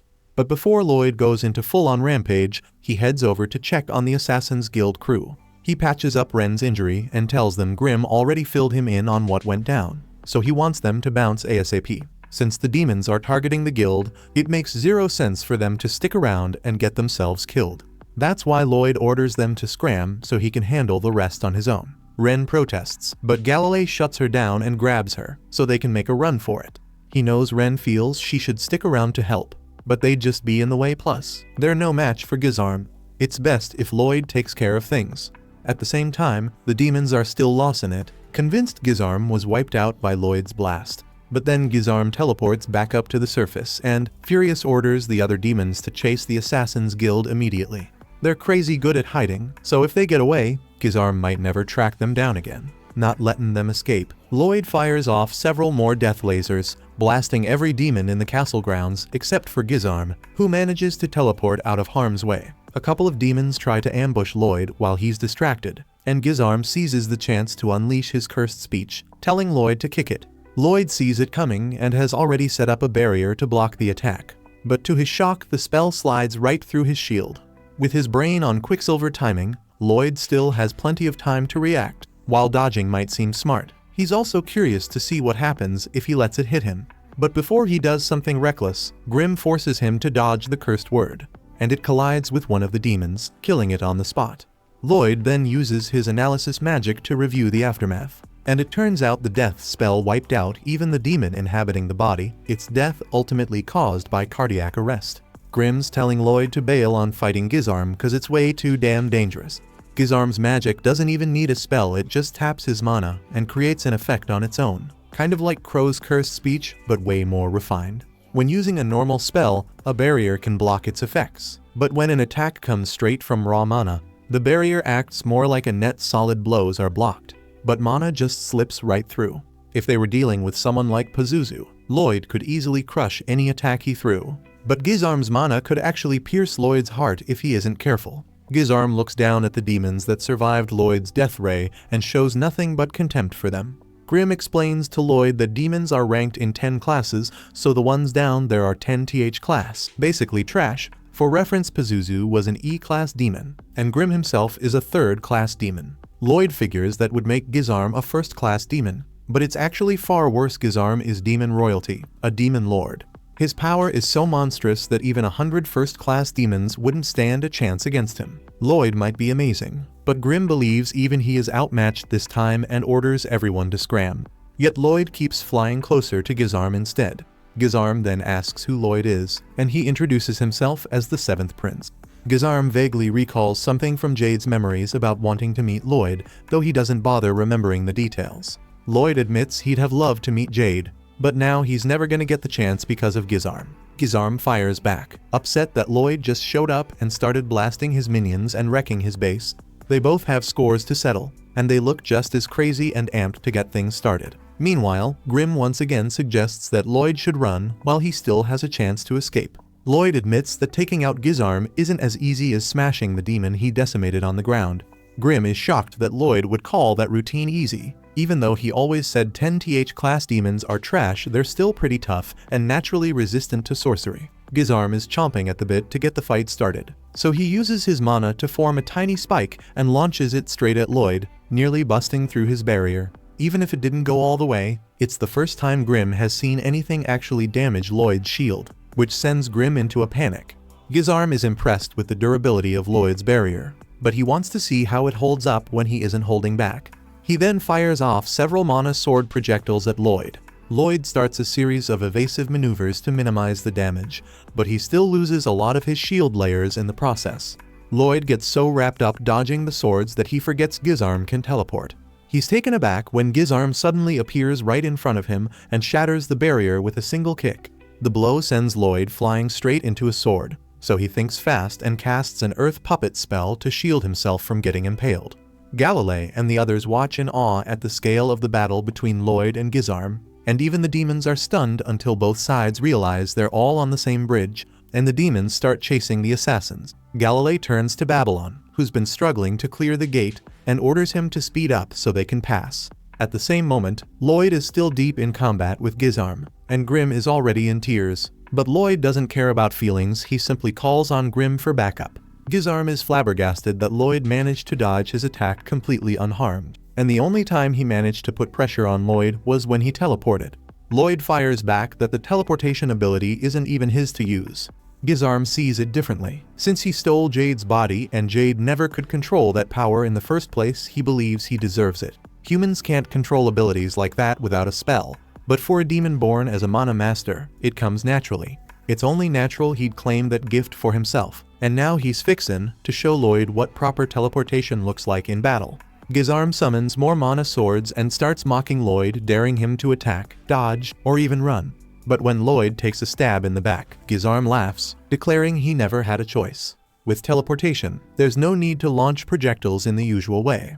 They can be sent directly into Lloyd's body with no way to block them. Now convinced of his own victory, Gizarm names his new power Shadow Wolf in honor of the moment. On the other side, the lowlife demons are still after the assassins, ordering them to surrender their bodies. But the crew has just learned to harness their own powers for the first time, so there's no way they're about to give it up. Galilei uses his web ability to cover the ground and hold the demons in place while the team escapes the webs harden after a few seconds. To ensure none slip away before they set, Crow employs his cursed speech to make Humpty Dumpty and the rest collapse. Galilei praises Crow for nailing his cursed speech without hitting their own folks. While the demons remain down, Babylon finally manages to open the gates so they can make a break for it. Just then, however, the demons start fighting back, ripping bricks out of the ground to stand up. They won't get far unless someone stays behind to hold them off. Before Galilei can step up, Talia takes charge. She scans the demons, and with a surge of power, she slices her ankle to render them unable to walk. She orders everyone to keep out of sight since she can't control her ability enough to avoid hurting her allies. She wants them to leave her behind and break for the woods to safety. Ren isn't willing to split up. Knowing she can't escape on her own with her leg hurt, the demons writhe in pain from Talia's ability. But they regenerate their wounds, and that, in turn, heals Talia. Not wasting a beat, she immediately stabs her foot again, sending the demons into fresh agony. Once more, she urges the crew to hurry and get out while they still can, promising that she won't let her body be stolen away that easily. But Ren can't just accept being left behind, so she tries to grab Talia so they can flee together. Instead, Galilei pushes her back and locks her outside the gate, choosing to stay behind with Talia. The moment the gate stays closed, the demons still could tear right through it, so at this rate none of them will escape unless they get stopped now. The demons knows exactly what Talia's aiming to do, so he won't let her go it alone and risk killing herself. Soon enough, the demons start freaking out when they realize Talia is serious enough to sacrifice herself to wipe them out. They scramble to block her path, but Galilei steps in to hold them off. Ren shouts at them to chill, reminding everyone that they were this close to living together as a family. Even though Jade might never come back, now that they've mastered their powers and erased their bounties, there's really no reason to throw in the towel. Talia can't even imagine the pain Jade must have suffered trying to end his life for their sake. Yet she understands the drive to do whatever it takes to protect her crew. Without hesitation, she slashes her own neck to weaken the demons. At the same moment, Gizarm looks down in disgust at the sorry lot below, wishing Lloyd had put on a better show so that Talia's sacrifice might have meant something. Then he hears a crumbling sound from where Lloyd's body should be. Gizarm spins around and sees that Lloyd has turned to dust. Before he can react, the real Lloyd attacks from behind, but Gizarm teleports away just in time to avoid getting cut. He realizes Lloyd set a decoy to lower his guard and is now wielding an enchanted sword. So it looks like their fight is about to get a whole lot more interesting. Lloyd then seems worried about something else, not related to Gizarm, and orders that they move to a different spot to finish the fight because there are people around he really doesn't want to see. Right before Talia can finish her own move, hundreds of fireballs suddenly rain in from behind the gate, so Galilei grabs her to keep her from getting caught in the blaze. The demons end up getting scorched by the unexpected attack, though neither Talia nor Galilei can figure out where it came from. Then the gate is sliced open and Lloyd's family storms in. Albert leads them, and even though the chaos is off the charts, it doesn't change their mission. They're here solely to rescue Lloyd. The demons are lit up in flames, and Ren breathes a sigh of relief that backup has finally arrived. Crow mentions he thinks he's seen Silpha somewhere before, but his memory's all fuzzy. Albert and Silpha catch wind of it and spin around to give them a murderous glare. In no time, the assassins are on their knees, shaking in fear as Albert mulls over what to do with them. Diane pipes up that the demon horde should be handled first, but Silpha insists that sorting out the Assassin's Guild is the top priority. She levels her sword at them and demands to know where Lloyd is. The crew freaks out, and then Silpha whips out a pocket watch, warning that for every lie they spin, she'll off one of them. Galilei starts shaking and stuttering as he confesses that Lloyd's currently locked in battle at the castle. Albert then asks who exactly Lloyd is fighting and why. Ren blurts out that he's taking on the demon boss for their sake, but Babylon cuts her off, reminding everyone of what the sleepy Lloyd had made them promise earlier when they were eating, that they'd keep his strength and grim under wraps from the palace folk. When Galilei asked why he wanted to keep it secret, Lloyd said he didn't want any extra attention to distract him from his magic studies. Now Ren wonders what she should say, and Silpha announces that their 1 minute of silence is almost up. In a panic, Ren blurts that Lloyd is battling a total loser right now. The others try to back her up, but they end up sounding like a bunch of clowns, and Silpha doesn't trust a word they say. She prepares to finish Ren off, but Albert steps in. Galilei and the rest start buttering up Albert, insisting that a kind, wise guy like him would surely listen. But Albert snaps and orders them to shut it all down. He pulls out Lloyd's underwear they'd found in the assassin's HQ and demands to know why Lloyd would fight for people who dared strip him naked. Galilei stammers that the garments were just soaked in his fluids and left to dry, not realizing how incriminating that sounds. Albert and Silpha are in full murder mode, but Ren stands up, admitting that outcasts like them aren't easily trusted, and she's ready to take any punishment they dish out. At that moment, she insists they trust her just this once, explaining that the demons stole Jade, her dearest, and that Lloyd is fighting them because of that loss. Everyone falls silent, mulling over her words. Suddenly, a demon-possessed human lunges at her, but out of nowhere, Princess Alice rides in on her majestic fox, Luru. The fox bites and devours the attacker, and Alice declares they can trust her because if Ren had any ill will, Luru would have gobbled her up first. Albert decides to take his sister's word and declares that the demons are now their top priority. He orders Silpha to track down and retrieve Lloyd, and she sets off without delay. Ren clings tightly to Silpha, protesting that Lloyd is fighting some total weakling and doesn't need backup. But Silpha warns her to let go or she'll strike, and Ren holds on despite her fear. Soon, Ren spots a teleportation circle hovering in the air, and before anyone can react, dark energy spears rain down, ripping the bridge apart.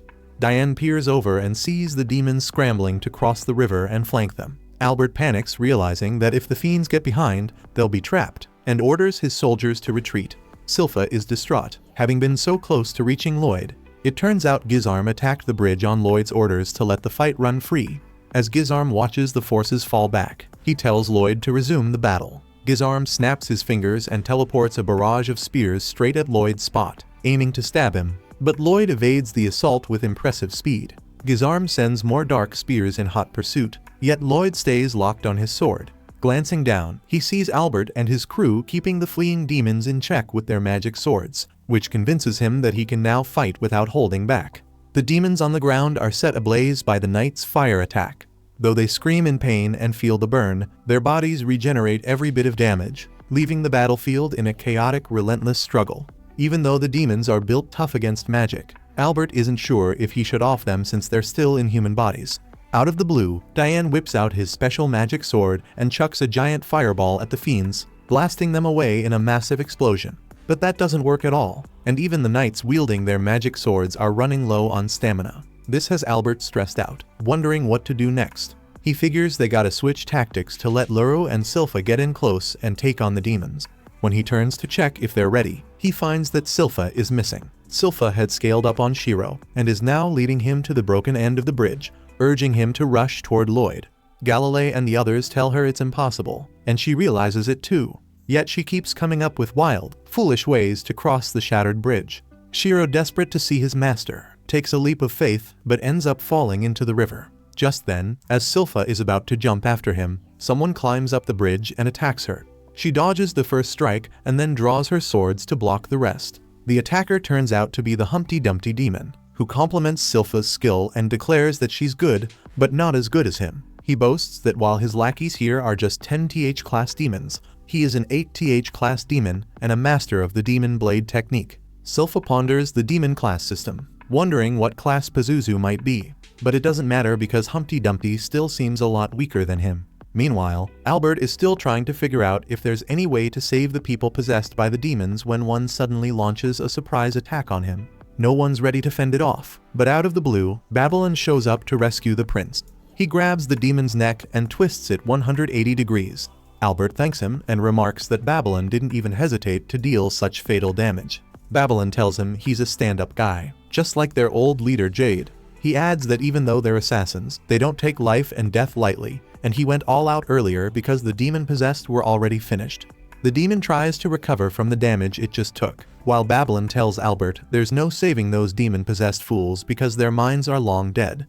Soon enough, the demon collapses after failing to regenerate its body. Seeing Babylon's words and the gruesome sight makes Albert realize what must be done. He storms up to the blazing demons and pulls out his magic sword. With a few quick hand signs like something out of a ninja flick, he activates a heavy flame spell. He wants to apologize to the people of Lordost for not being able to save them, but he's determined to set them free from their suffering instead. With that in mind, he unleashes his spell and makes fireballs rain from the sky. The fireballs explode on impact, and the demons start screaming in pain as they burn. Albert orders his knights to stop holding back and put every bit of strength into wiping out the enemy. On the flip side, Silpha launches a flurry of fast strikes at Humpty Dumpty, who keeps blocking and backing off. The demon jumps up and uses a drilling move to push Silpha back, but she just deflects his blow. The demon takes to the air again and sends out a series of flying slashes, yet Silpha fends them off with ease. Suddenly, they both launch a special move, charging at each other full throttle. Their collision is so fast it's like an unplanned dance, and they seem evenly matched at this point. They keep trading special attacks, and the shockwaves alone are enough to damage the bridge. Eventually, they separate. As Silpha lands, her hairband snaps and blood trickles down her forehead. Humpty Dumpty has taken a similar beating, but he recovers easily thanks to his demonic powers. He starts laughing, claiming that humans will never beat demons. Still, he admits that Silpha is strong, which is why he now craves her power. He boasts that by taking her body, he'll master both his technique and hers. Then he shifts his stance and charges at Silpha using the Lordost sword technique. She reacts a bit late, and her dress gets cut off as she narrowly dodges his attack. Humpty claims the previous owner of this body was a real hard worker and a top-notch martial artist. He points to his calloused hands as proof of how much sweat and grit went into his training. He boasts that he's got all the memories of that former master locked inside and plans to use them to his advantage. He goes on to say that to demons like him, humans are nothing more than a suit of clothes, and now he's fixin' to take over Silpha. Silpha doesn't take those words kindly. She leaps high into the air to unleash the same demonic technique Humpty once used. Stunned, Humpty barely manages to block her move at the last second. Terrified that Silpha might also know the demon sword technique, she fires back that she picked it up just by watching others, because she isn't so weak that she can't learn a new style without hijacking someone else's body. Humpty gets livid at that slight, but Silpha brushes him off and calls for Shiro, who scampers back to her side. She rummages through his fur until she finds a special sword Lloyd made just for her. Drawing the blade, she challenges Humpty to witness what humans are truly capable of. A few days back, Silpha had been training hard to beef up so she could take on demons like Pazuzu on her own. When she swung the sword with all her might, it bent and even the dummy target started spinning wildly before toppling over. Disappointed, she was about to give up when Lloyd and Diane showed up with a brand new sword. She lights up at the sight of it, and Lloyd explains that it's a magic sword, but he didn't load it with any flashy spells. Instead, he made it extremely strong and flexible to handle all of Silpha's power. He told her it was powerful enough to cut down a demon, since demons are basically psychic beings that can't do much without a body. If their vessel dies, the demon inside dies too. Silpha then asks Lloyd why he chose those spells for her sword. Nervously, he admits that she always seems to hold back when she swings, so he figured she might be worried it would break. That's why he built her a sword that wouldn't crack. Overjoyed, Silpha throws her arms around Lloyd, thanking him for taking such good care of her. Diane cuts in and suggests they give the sword a name. Silpha, still stung by her failure against Pazuzu, decides to christen it Demonbane as a vow never to lose to another demon again. She draws Demonbane and vows to prove the name's worth right now. Humpty fumes at her, sweat dripping from his nervousness, and calls Silpha delusional for thinking she can best him. He laughs and declares that this kingdom is doomed to fall to the demons, simply for the thrill of it. Humpty goes on to claim that Gizarm orchestrated the whole elaborate scheme to lure Jade here, making his underlings possess the bodies of the people of Lordost and spreading rumors of war. Jade had no option but to return home to avoid that war, a decision that turned out to be fatal. The assassins are livid upon hearing about the demon's heinous acts against Jade, and Ren can barely hold back her fury. She charges at Humpty for revenge, but Silpha slaps her, telling her to back off because she's getting in the way. Taking a firm stance, Silpha promises Ren not to worry because she will avenge Jade and ensure the demons never destroy this kingdom. Humpty vows to prove her wrong with his ultimate move. He charges at Silpha, but she swiftly draws her blade, slashes him, and sheaths it before he can react. Humpty's body is torn into many small pieces, and blood splatters everywhere as he dies.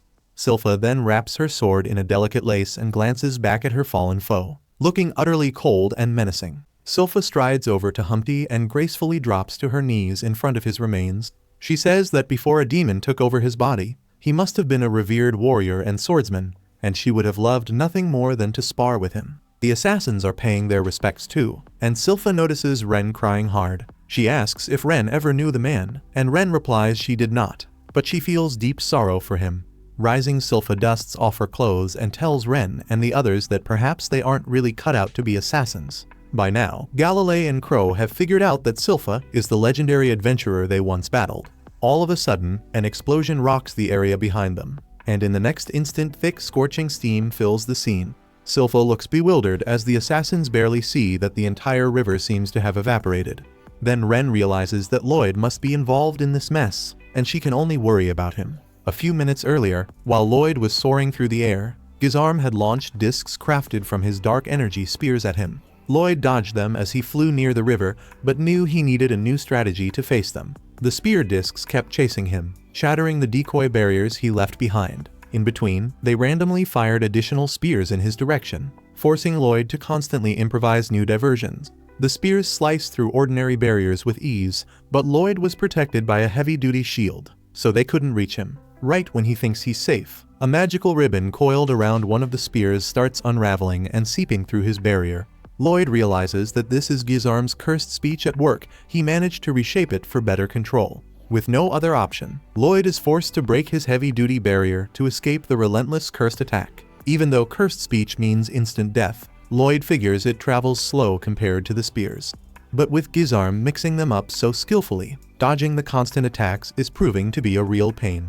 While Lloyd is mulling it over, several teleportation circles pop up around him, forcing him to bounce quickly as dark spears appear instantly, a move Gizarm calls Shadow Wolf. Lloyd jets away from the scene, troubled by the fact that Shadow Wolf is the toughest thing he's facing right now, making him stay on the move at breakneck speed. He knows if he slows down even a couple of seconds, Gizarm will pin him down and land a crushing hit. On top of that, Gizarm has infinite mana since he's a demon and can keep launching non-stop attacks until his enemy is exhausted.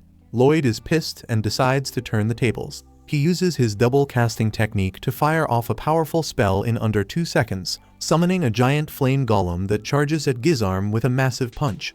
Lloyd can only watch, equal parts angry and amused. Gizarm figures the golem won't kill him and, not wanting his gear to burn, teleports out of harm's way. The golem slams into the river below, evaporating all the water and blanketing the entire castle in thick steam. Now Lloyd wonders if that was the best move since he can't see a damn thing. He taps into his Kai techniques to pinpoint Gizarm's location and finds him not far off but completely still. Lloyd is busy weighing his next move when a panicky Grim urges him to move fast or Gizarm will nail him with Shadow Wolf. Lloyd agrees and jets off, trying to figure out a way to stop his enemy from using Shadow Wolf. Then a thought hits him. He wonders why Gizarm didn't attack him earlier while he was standing still in the steam, and that makes him wonder exactly how Gizarm is tracking him. Lloyd recalls that Gizarm once sent a letter to the Assassin's HQ, warning his underlings that if they hid, he wouldn't be able to track them down. Lloyd figures Gizarm needs a clear view of his teleport spot, so he starts sprinting away, using the thick steam as cover, and orders Grim to stay silent as they follow the demon. Gizarm, stumbling in total darkness, admits that evaporating the river was a clever move by Lloyd, but he's forced to wait for the steam to clear. Then Lloyd, already sneaking up from behind, charges full speed. Before Gizarm can react, Lloyd unveils his secret plan, summoning a horde of clones with earth magic. With a swarm of identical figures surrounding him, Gizarm can't tell which one is real, so he deliberately lets one hit him. All the clones converge and attack, but Gizarm quickly discerns the one that struck with a genuine blade, guessing it's the true Lloyd. He stabs that clone with dark spears, and the wound heals instantly. He smirks, remarking that physical attacks are useless on him, as he regenerates even if his heart or brain is crushed. Rising, he pulls aside Lloyd's clones and crushes them with his bare hands, explaining that he even hardened his body to block any blow, and he let a clone hit him on purpose to pinpoint the real one. Yet, the clones still circle around him. Then, Gizarm suddenly notices that the body he attacked earlier was also a decoy, leaving him baffled that Lloyd passed the real sword to one of his clones. Perplexed, he scans for the true Lloyd, suspecting the real one might be flying overhead. Out of his blind spot, a fierce flame attack comes crashing in. The genuine Lloyd had been hiding among the clones. After landing a hit, he swiftly shuffles the decoys to mask his position, leaving Gizarm reeling from the unexpected strike. He summons a fresh batch of clones from the earth, and these decoys even talk to confuse their enemy further.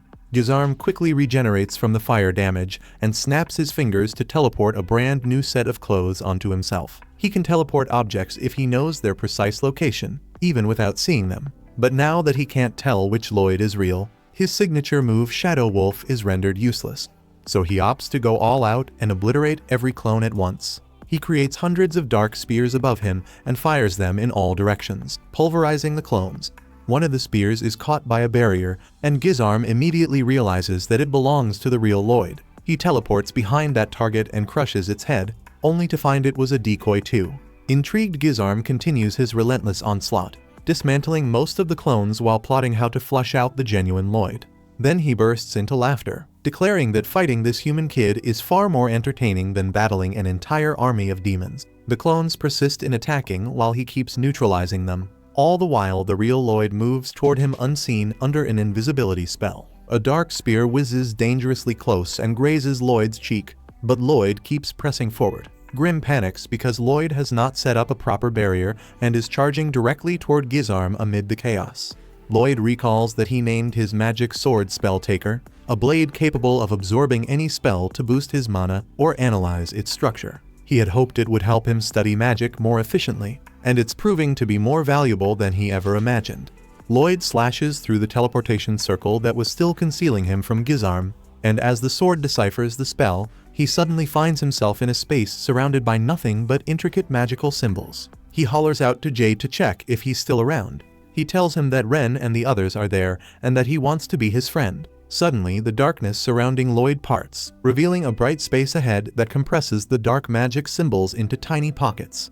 Captivated by the sight, Lloyd finally figures out the secret of teleportation magic and what he must do next. In an instant, all his clones turn to stone, and he drops the invisibility spell he had been under. Gizarm is stunned to see that Lloyd was hiding invisibly, and the cut on his face shows he wasn't even using a proper barrier. He grins and tells the kid he must be tired of playing with dolls. Lloyd calmly responds that he finally understands, and Gizarm remarks that it is better late than never. Convinced that Lloyd now knows he can never win against him, Gizarm then states that Lloyd is fighting for a bunch of fools. He insists that Lloyd isn't like ordinary humans but more like him, and invites him to join his side with a promise of fun while taking over the world. Lloyd simply sighs and calls Gizarm as dumb as a beast, who's satisfied with the raw strength he was born with and never bothers to understand its source. Lloyd explains that although humans are indeed weak, they create wonders with their desires, forming bonds and magic. He smiles, saying that every spell is rooted in desire, and since desires are infinite, magic is endlessly fascinating. Gizarm declares he doesn't care and teleports to attack Lloyd. Lloyd quickly counters by punching him in the gut as soon as he appears beside him. Gizarm can only scream in agony as his bones are crushed, and he collapses to the ground, gagging and foaming. Lloyd mocks him by saying he didn't even use mana for that blow, it was simply a Kai-infused punch. Gizarm fails to grasp his words, and Lloyd explains that magic learns from every field of knowledge and evolves even further. He settles down in front of Gizarm and calmly asks what his next move will be. He mocks the demon, goading him to hurry up and use his dark spears or cursed speech, insisting they're nothing special. Gizarm flies into a rage and stands up, laughing at Lloyd's nerve to talk to a demon like that. Lloyd then asks if Gizarm remembers the last words Jade spoke before dying. Gizarm recalls that desperate, withered Jade had promised he'd lose just before he died. That memory infuriates Gizarm, and he curses both Jade and Lloyd as he teleports in to attack. Lloyd immediately kicks him as soon as Gizarm appears, sending him screaming and rolling on the ground. Lloyd takes off after him and unleashes a barrage of fierce, Kai-infused kicks that drag Gizarm across the earth. Gizarm tries to teleport away, but Lloyd is right there and lands a brutal kick to his mouth. Gizarm tries to steady himself and rethink his strategy, but Lloyd gives him no room to breathe. He spins Gizarm around by the leg and slams him to the ground before pounding him relentlessly. Gizarm teleports away again, but Lloyd seems to know exactly where he'll reappear and kicks him in the face as soon as he pops back up. Gizarm crashes into a nearby boulder, shattering it, and Lloyd then uses double casting to launch a mighty attack that propels Gizarm through the castle wall and into a gaping hole created earlier. Gizarm continues screaming in pain until another vicious kick from Lloyd sends him plummeting toward the magma below. Knowing that a fall into magma would be fatal even for him, Gizarm attempts to teleport away. But Lloyd appears at every spot he tries to vanish to, repeatedly knocking him upward. Frustrated, Lloyd asks the battered demon if he has any other tricks left. If not, then Gizarm will have to face his end. Finally, Gizarm snaps and warns Lloyd not to underestimate a demon lord. He reveals his ultimate technique. As a demon lord, he can manipulate the ambient mana at will, gathering it into a massive black sphere. He tells Lloyd that no matter what, his greatest attack is one Lloyd simply cannot defend against. Gizarm hurls the dark sphere at Lloyd, but Lloyd doesn't seem too bothered. Instead, he casually lifts his hand and makes it vanish. Gizarm is in shock over what just happened to his signature move, so he demands an explanation from Lloyd, but there's really nothing to explain. Lloyd simply nullified it using the same technique. Gizarm can't wrap his head around the idea that a human like Lloyd could pull off such a mighty spell, yet Lloyd proves him wrong right then and there. A few years back, he picked up this spell while devouring every magic book he could get his hands on. After a night of causing mountains to explode with it, Lloyd got curious about what might happen if he cast 2 copies of the spell simultaneously. To satisfy that curiosity, he set up a massive collision of spells. Gizarm still finds it hard to believe that Lloyd could manage something like that, especially since using the spell even once guzzles a ridiculous amount of mana. But when Lloyd made the spells collide, they just fizzled out into nothing. If he had to describe his reaction, he'd say he was as let down as he is now by Gizarm's lack of any new tricks. Gizarm launches into a tirade, insisting that a mere mortal shouldn't talk back to him with such disrespect. Meanwhile, Lloyd isn't even listening, he's busy sneezing. Gizarm finds that even more infuriating, so he teleports right behind Lloyd and grabs his head.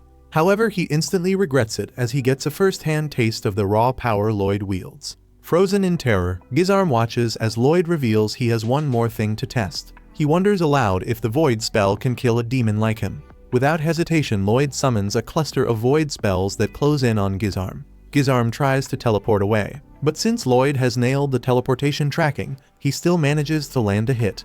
Back on the ground, thanks to all the fog, the demons couldn't see a thing. But Luru, Shiro, and Silpha kept on fighting using their sharp sense of smell. As she sliced through the demons, she noticed they were oddly weaker than before. Ren explained it was because of her poison. She was trying her best to hit only the demons, though her control wasn't perfect. So Silpha had to be careful about taking too many deep breaths.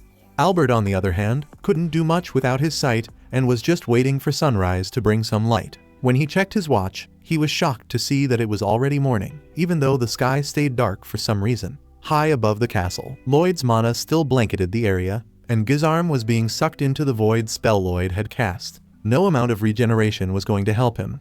Realizing he was doomed if things continued, Gizarm decided to ditch his body and make a run for it. But Jade's body clung on and wouldn't let him go. Out of options, Gizarm started playing mind games, pretending to be Jade to bait Lloyd into releasing him. But Lloyd was too sharp for that and doubled down on the spell, crushing Gizarm and finishing him off once and for all. Once Lloyd was sure Gizarm was dead, he concealed his mana again and let daylight finally shine.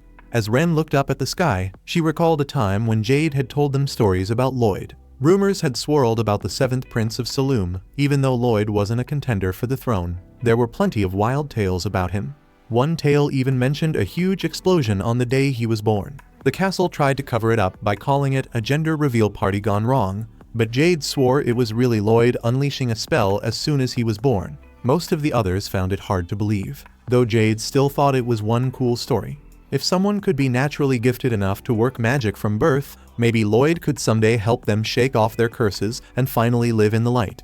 Back then it was just a joke, but none of them ever imagined it would turn out this way. After everything was settled, Lloyd and Grimm teamed up to build a memorial for Jade. Grimm wonders if it's really okay for the memorial to be so far from the others. Lloyd says it fits since there's nobody left to bury and it's more about remembering him. Grimm then changes the subject, saying he's really impressed that Lloyd managed to hit Gizarm with the Void spell even though it moves pretty slowly. Lloyd explains it was all about analyzing the teleportation to know exactly when it was going to trigger. Once he figured that out, he simply linked it to his reflexes so he could dodge any attack and chase Gizarm whenever he tried to escape. That doesn't mean the fight was easy for him. Gizarm was definitely strong and could have killed Lloyd if he slipped up even once. It was a reckless move to try and analyze the teleportation in the middle of the fight.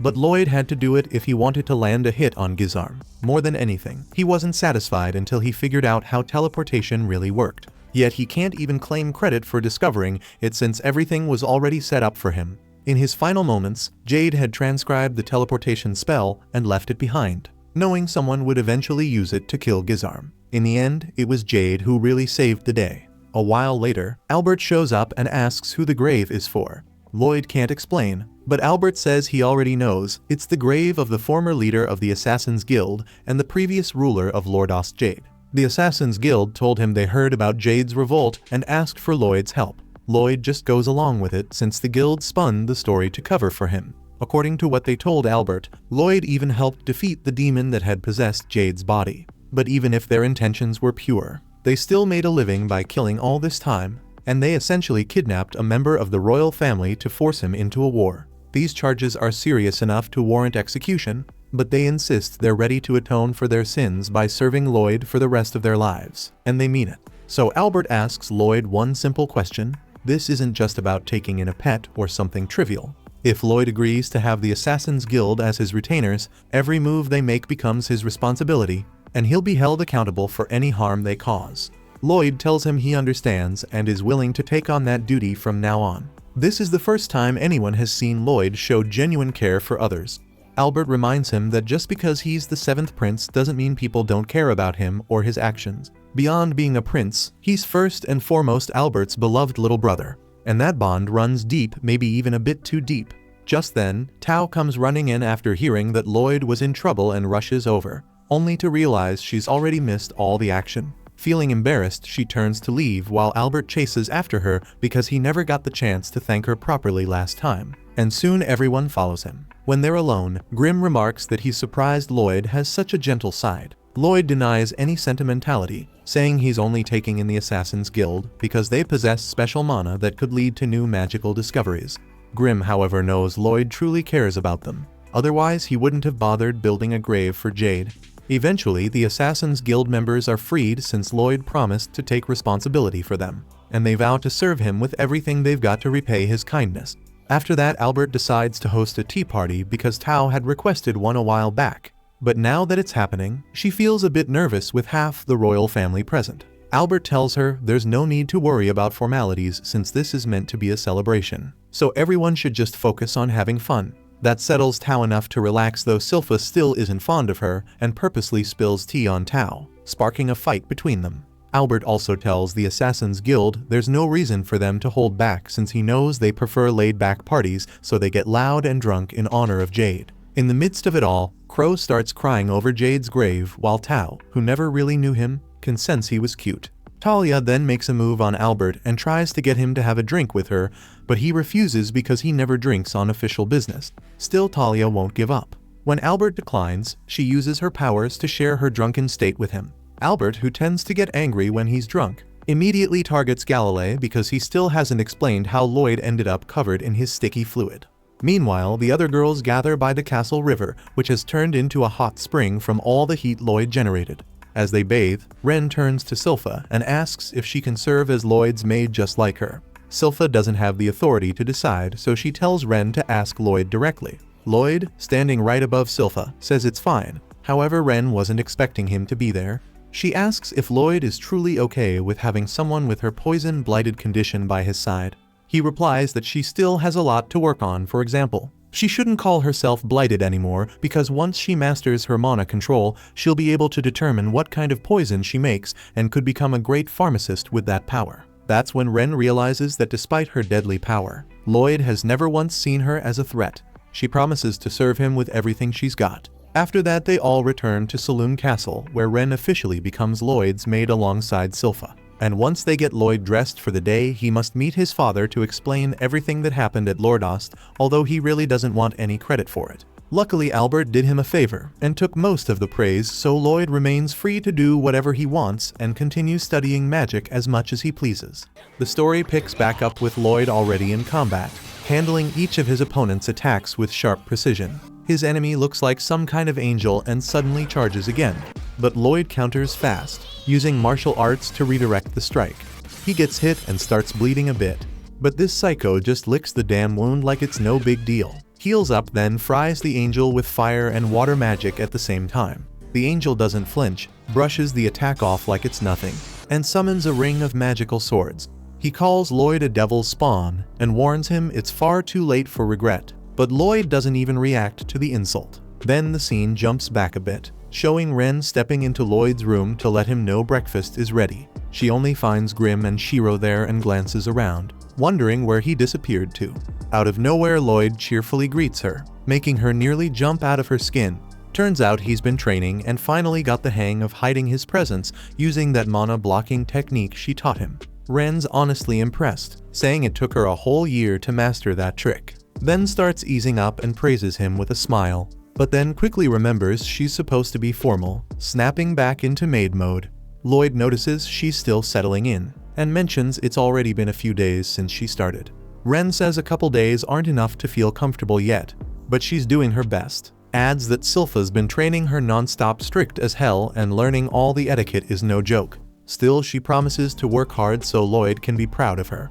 Lloyd tells her to take it easy though, and says it's fine to speak normally when it's just the two of them. Right then, Sylpha walks in, catching Ren mid-sentence and instantly scolds her for talking informally. Ren apologizes fast, clearly flustered, while Lloyd quietly thinks about how much pressure Ren's been under. Grim, watching from the side, murmurs that most of the others are probably carrying just as much weight. Lloyd then decides it's time to head out and makes his way to Lordost Manor. When he gets there, he sees that Galilee's spider threads are already being used in construction, holding things together way better than expected.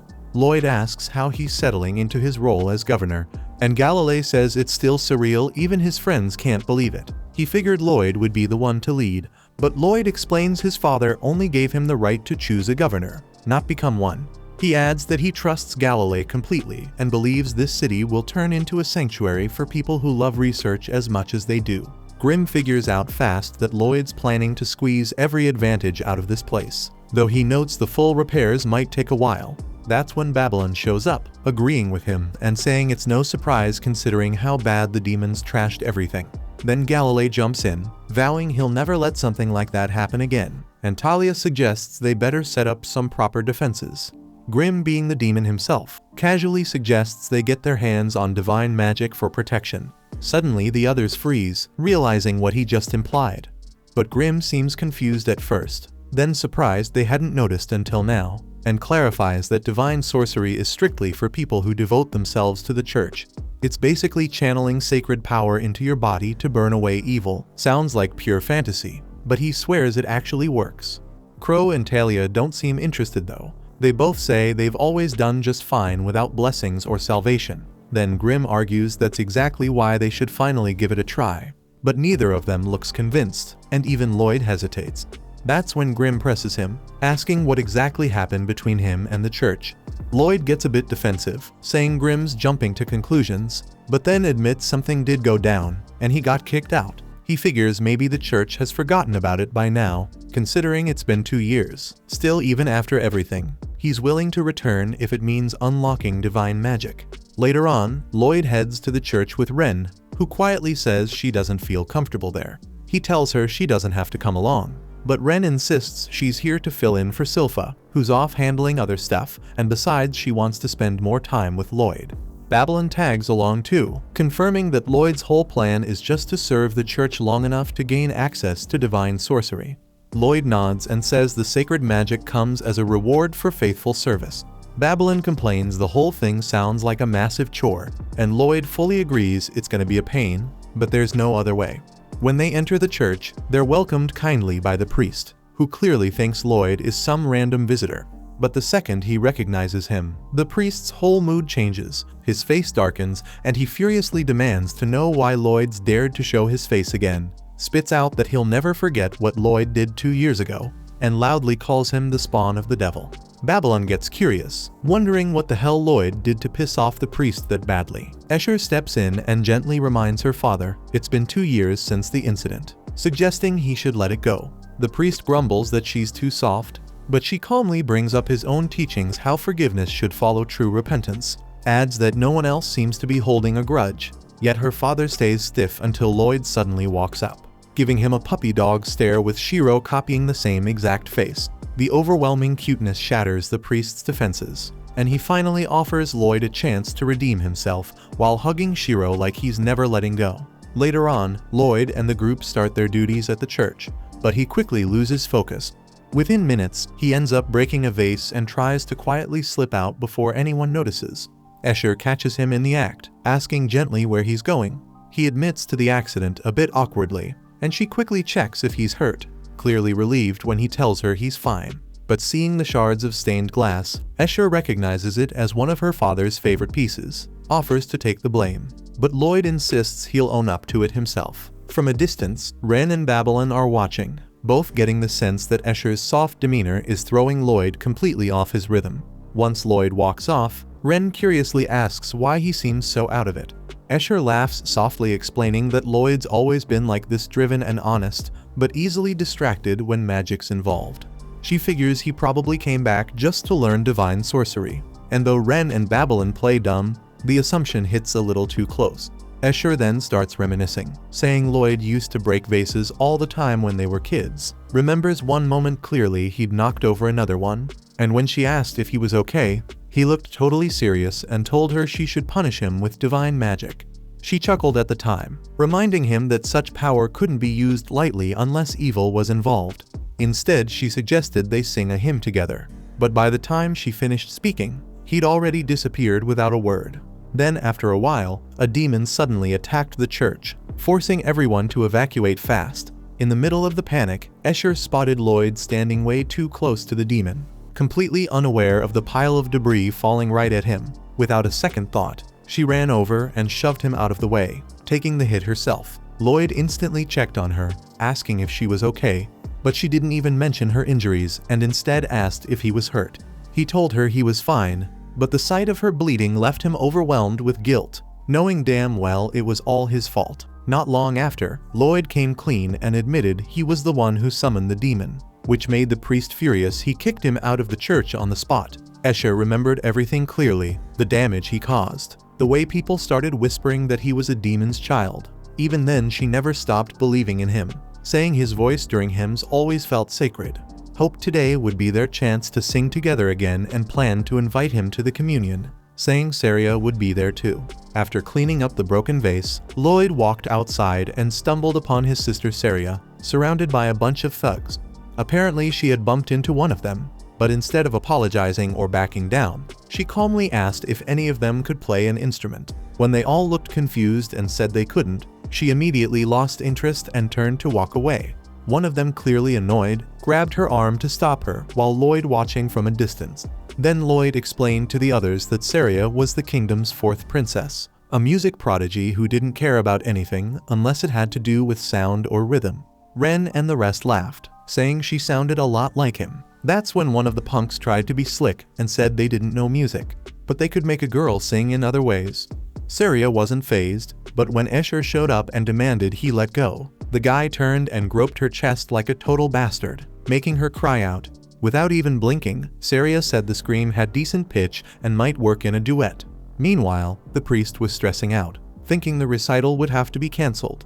Lloyd asked what recital, and Babylon explained that Saria and Escher had a performance planned that day, one known to have healing effects. Grimm pointed out it might be a divine spell triggered through music instead of regular mana. That snapped Lloyd into action. He refused to let things fall apart, told Ren to deal with the creeps, and stepped in to fix it himself. At the same time, Saria casually tells the thugs that Escher's earlier cry had decent tone, but the emotion behind it ruined everything.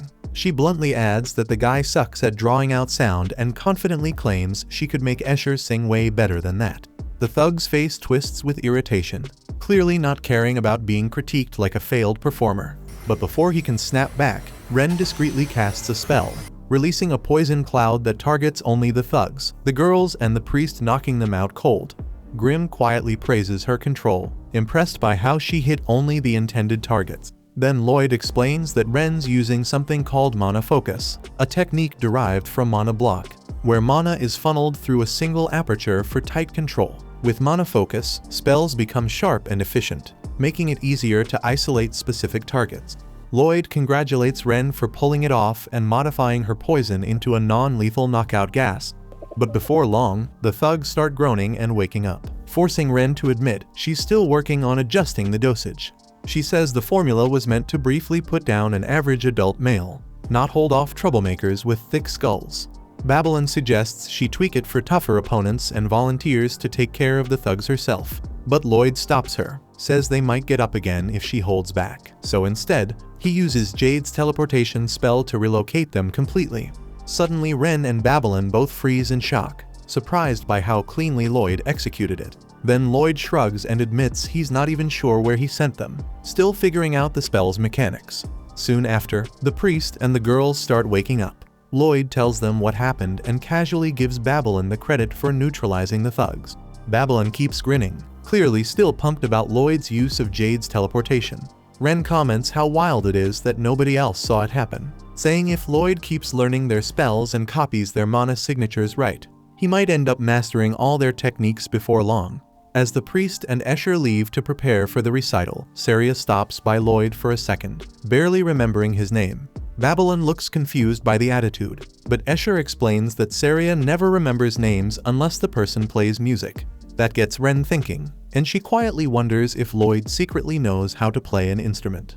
Escher lights up remembering Lloyd can sing, quickly asking him to join them on stage, but Saria shuts it down right away, saying he hasn't trained enough yet and might throw off their whole recital. Promises they'll perform together as a trio once he's properly prepared, urging him to focus and learn from the show instead. Then Ren suggests they check out more of the church, but Lloyd insists on staying to listen closely. Grim explains there's a good chance divine magic works through rituals instead of typical mana signatures, adding that while regular mana can trigger certain effects, rituals let people use their mana differently through singing or dancing. Not long after, the girls begin their recital and instantly pull everyone in. The performance stirs up emotions, moving some folks to tears. Lloyd's clearly impressed, and Grim confirms that divine magic definitely kicked in.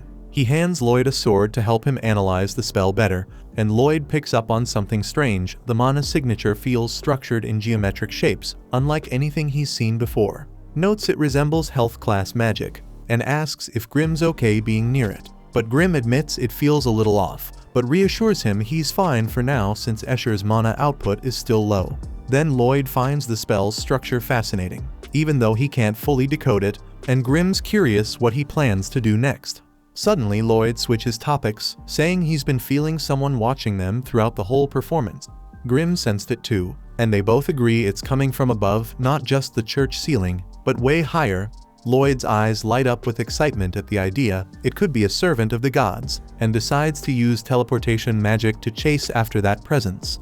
The spell takes way longer than usual, throwing Lloyd off, but he powers through. When they finally land, he finds himself standing on clouds, completely unsure where they are. Grim jokes that they might be dead, but Lloyd's quick to brush it off, saying dying felt way different last time. They start walking toward the direction of that odd gaze until they reach an altar, and right above it stands the very figure that had been watching them from the skies. Lloyd wonders what this creep is plotting, noticing how he's fixatedly leering at Escher and Saria. The angel mumbles under his breath, daydreaming about descending to Earth to cut loose. But suddenly, Lloyd hurls a few cloud orbs suspiciously resembling poop right at his face, which instantly ticks him off, and he yells out, demanding to know who threw them. Seeing it's just some random human, he's baffled, questioning how someone of his kind even got into paradise. He tells Lloyd to remember his place, proudly introducing himself as Jihriel the Angel, attendant to the 64 divine rulers of paradise. He demands to know how they managed to get here, stating paradise is sealed off from the human world, and even if humans tried to force their way in, the barriers between realms should have stopped them. Lloyd isn't inclined to waste his breath on tedious explanations and flat out asks whether Jihariel can teach him some divine sorcery. Jihariel scoffs, musing aloud that Lloyd must have lost his mind after basking in his majestic beauty. He magnanimously gives Lloyd permission to kneel and kiss his shoes, but Grimm snaps at him, telling the angel to stop acting holier than thou and cough up answers, unless he wants them spreading rumors back on Earth about how creepy he is. Jihariel confidently claims nobody would buy that nonsense anyway, and although he can grant divine sorcery, he says it's reserved for those he personally deems worthy. He magnanimously tells Lloyd to clear off peacefully, promising not to punish him for his transgressions if he simply walks away. Jihariel warns he won't ask nicely again, but Lloyd tunes him out and repeats his request to learn some angel spells. Jihariel launches an attack called Luxa at him, but Lloyd blocks it with his barrier without breaking a sweat, making the angel realize Lloyd isn't some weak brat after all. Back on Earth, Ren anxiously wonders where Lloyd vanished to, and Babylon tells her to take it easy, asking whether Lloyd mentioned anything unusual before leaving. Ren remembers Lloyd saying he sensed someone watching them, but Babylon noticed something else altogether. Deciding to investigate, Babylon steps outside, feeling that something is seriously off about the place, and he genuinely hopes nothing bad has happened. Meanwhile, in paradise, Lloyd keeps effortlessly blocking Jihariel's magic, thinking to himself how cool divine magic is.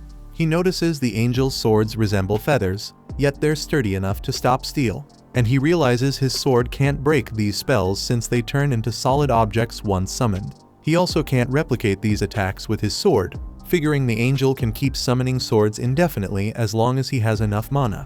Lloyd admits to himself it's a ridiculously strong ability, and out of curiosity, he decides to test their strength. So he unleashes 4 different elemental spells at once at the angel, forcing him to dodge fast, and Jihariel watches stunned as Lloyd's magic cracks the walls of the heavenly realm. Lloyd then asks Jihariel why he keeps evading, and an irritated Jihariel fires off another strike, only for Lloyd to blink out via teleportation. Jihariel haughtily says he refuses to be tainted by Lloyd's filthy earthborn magic, which is exactly why he's avoiding direct contact. He quickly notices Lloyd is nowhere in sight and smirks, wondering if the pesky kid finally bailed. But soon he spots Lloyd lounging on top of his sacred altar, casually musing aloud how he's supposed to test things properly when Jihariel won't even take a single hit. Jihariel declares with full confidence that Lloyd's strikes will never reach him, bragging he'll sidestep every single one. Lloyd calmly tells him dodging is off the table now, casting his Shadow Wolf to warp 4 distinct elemental blasts straight at Jihariel at the same time. Jihariel still manages to slip past them, making Lloyd question whether he messed up the timing or the teleport range. Grimm realizes right away that Lloyd is copying Gizarm's earlier move, warping raw mana straight onto a target, except Lloyd's version is much more potent and a lot more versatile. Grimm says the technique is pretty impressive, but warns Lloyd it's highly dangerous, noting that if he keeps this up, this angel might wind up a ghost. Lloyd assures him it'll be fine since Jihariel said his Luxa is unbreakable. Sure, these blasts won't be enough to shatter it. Grimm nervously suggests Jihariel might have been bluffing, but Lloyd tells him to relax, clarifying he's not planning to use the spell the way Grimm thinks. He adds that he won't misuse Jade's abilities like that, and Grimm is truly relieved to hear it. Lloyd then warps a flame spell right in front of Jihariel, but Jihariel slips away again without effort. Grimm yells at Jihariel to stop acting smug and just teach Lloyd the divine sorcery already, stressing they have no intention of killing him. Jihariel, however, doubles down, insisting his Luxa is untouchable, boasting their pathetic little tricks will never work on him. Lloyd admits out loud that this approach has a few weak points, realizing he needs to change tactics if he wants to land a clean hit. He tries placing his spells even closer to Jihariel this time and casts again, but Jihariel still glides out of the way. Lloyd realizes the problem isn't the placement, it's that the moment the spells appear, the angel has just enough time to dodge. He figures tagging a moving target in this way is nearly impossible, realizing that teleporting the spell before activation isn't cutting it, so he decides he has to warp it at the exact instant it activates. Jihariel then rushes him to strike, and Lloyd puts the new plan into play immediately, landing a direct hit. Jihariel is completely baffled, wondering how Lloyd is suddenly able to cast spells this insanely fast, realizing this is nothing like what he was doing before. Grimm impatiently tells Jihariel to just apologize already and get it over with, but Jifriel arrogantly refuses, confidently boasting that his Luxa might be cracked, but it's infinite and can regenerate endlessly. Lloyd's eyes light up with curiosity at hearing that, excitedly wondering aloud just how infinite Jifriel's regeneration is. Jifriel instantly panics, realizing he's just dug his own grave with his bragging, quickly backtracking and nervously claiming his Luxa isn't actually all that impressive after all. In desperation, Jifriel hurriedly throws up a Luxa barrier around himself, offering Lloyd one last chance to retreat safely, and he even desperately sweetens the deal, promising Lloyd an autograph and permission to kiss his feet if he just leaves him alone now. But Lloyd's not even listening, calmly surrounding Jifriel on all four sides with multiple spells. Completely terrified, Jifriel finally blurts out an apology, admitting he was lying earlier, and that his Luxa isn't infinite at all. But Lloyd is past listening, and simply hits him with the spell anyway. After the spell hits, Lloyd is surprised to see Jifriel collapsed on the ground, looking like a freaking ghost. Grimm calmly explains that angels, like demons, are actually ethereal beings made entirely of mana. From these tests, Lloyd realizes Jifriel's Luxa isn't really infinite or invincible. It's just a skill that uses mana to create and maintain weapons, meaning, as long as the caster has enough mana, they can keep regenerating them weekly. Jifriel compliments Lloyd's fighting skills, but says it's too late now because he's fading away, and Lloyd has lost his only chance to learn divine sorcery. Not giving up, Lloyd suddenly floods Jifriel with a huge burst of mana, confidently assuring him that this will fix him up in no time. Jifriel gets shocked and reminds Lloyd that he literally tried to kill him just minutes ago, but Lloyd casually brushes it off, insisting he doesn't care and only wants to learn divine sorcery from him. Then a moment later, Jifriel is transformed into a chubby little giant, and Lloyd is genuinely confused, asking Grimm what just happened. So Grimm plainly explains that Lloyd obviously gave Jifriel way too much mana. So Jifriel becomes completely surprised by how much mana this seemingly innocent kid possesses, and secretly plots how he can exploit this opportunity. He figures he can use this moment to finally descend to Earth and openly tells Lloyd he'll gladly teach him divine sorcery. Jifriel then eagerly says that they need to form a pact first, reaching out to shake Lloyd's hand, thinking he's found the perfect chance to possess Lloyd's body under the cover of forming a pact. Jifriel excitedly imagines getting to visit all his favorite girls down on Earth, especially Saria and Escher. Grimm instantly guesses what's running through his perverted mind, watching as Jifriel tries to possess Lloyd. But just like Grimm before him, he pathetically finds himself stuck, possessing only Lloyd's hand. Grimm bursts out laughing at Jifriel's failure, telling him he seriously messed up big time. He explains that no matter how much mana Jifriel expected Lloyd to have, this kid's got way more juice than he can handle. The angel only managed to possess a single palm, just like Grimm himself did before. Jifriel immediately guesses that Grimm probably tried the same thing and got stuck too, feeling kind of humiliated now. Lloyd then innocently asks if the pact is finally complete, oblivious to Jifriel's embarrassment. Jifriel composes himself and explains that divine sorcery works by engraving an angel's unique mana signature onto the caster's soul, creating a path activated by song or another trigger. Lloyd awkwardly asks if he really has to do the singing part, sounding less than thrilled at the idea. But Jifriel tells him that luckily, since he's already merged with Lloyd's hand, their pact is permanently active, and Lloyd only has to call out with his soul to use the power. As Lloyd tries calling out, he suddenly experiences a vivid vision filled with the mysterious symbols from the sorceress language he saw before. Instead of logically learning the spells step by step, he now intuitively grasps divine sorcery at an instinctual level, and he's absolutely blown away by how incredible it feels. Grimm silently thinks to himself that Jifriel probably has no clue what he's done, because now that Lloyd fully understands divine sorcery, he has enough raw power to dominate both Paradise and the Netherworld. Lloyd could easily take over the throne of the Demon Lord if he felt like it. Yet Lloyd surprisingly just sighs, looking disappointed that learning divine sorcery was way too easy. Jifriel can't believe Lloyd's reaction, genuinely puzzled why anyone would feel disappointed about achieving ultimate power so effortlessly. Lloyd explains that he actually enjoys the entire journey, not just the end result. He loves breaking down magic, studying spell books until they practically fall apart, and questioning why each spell works.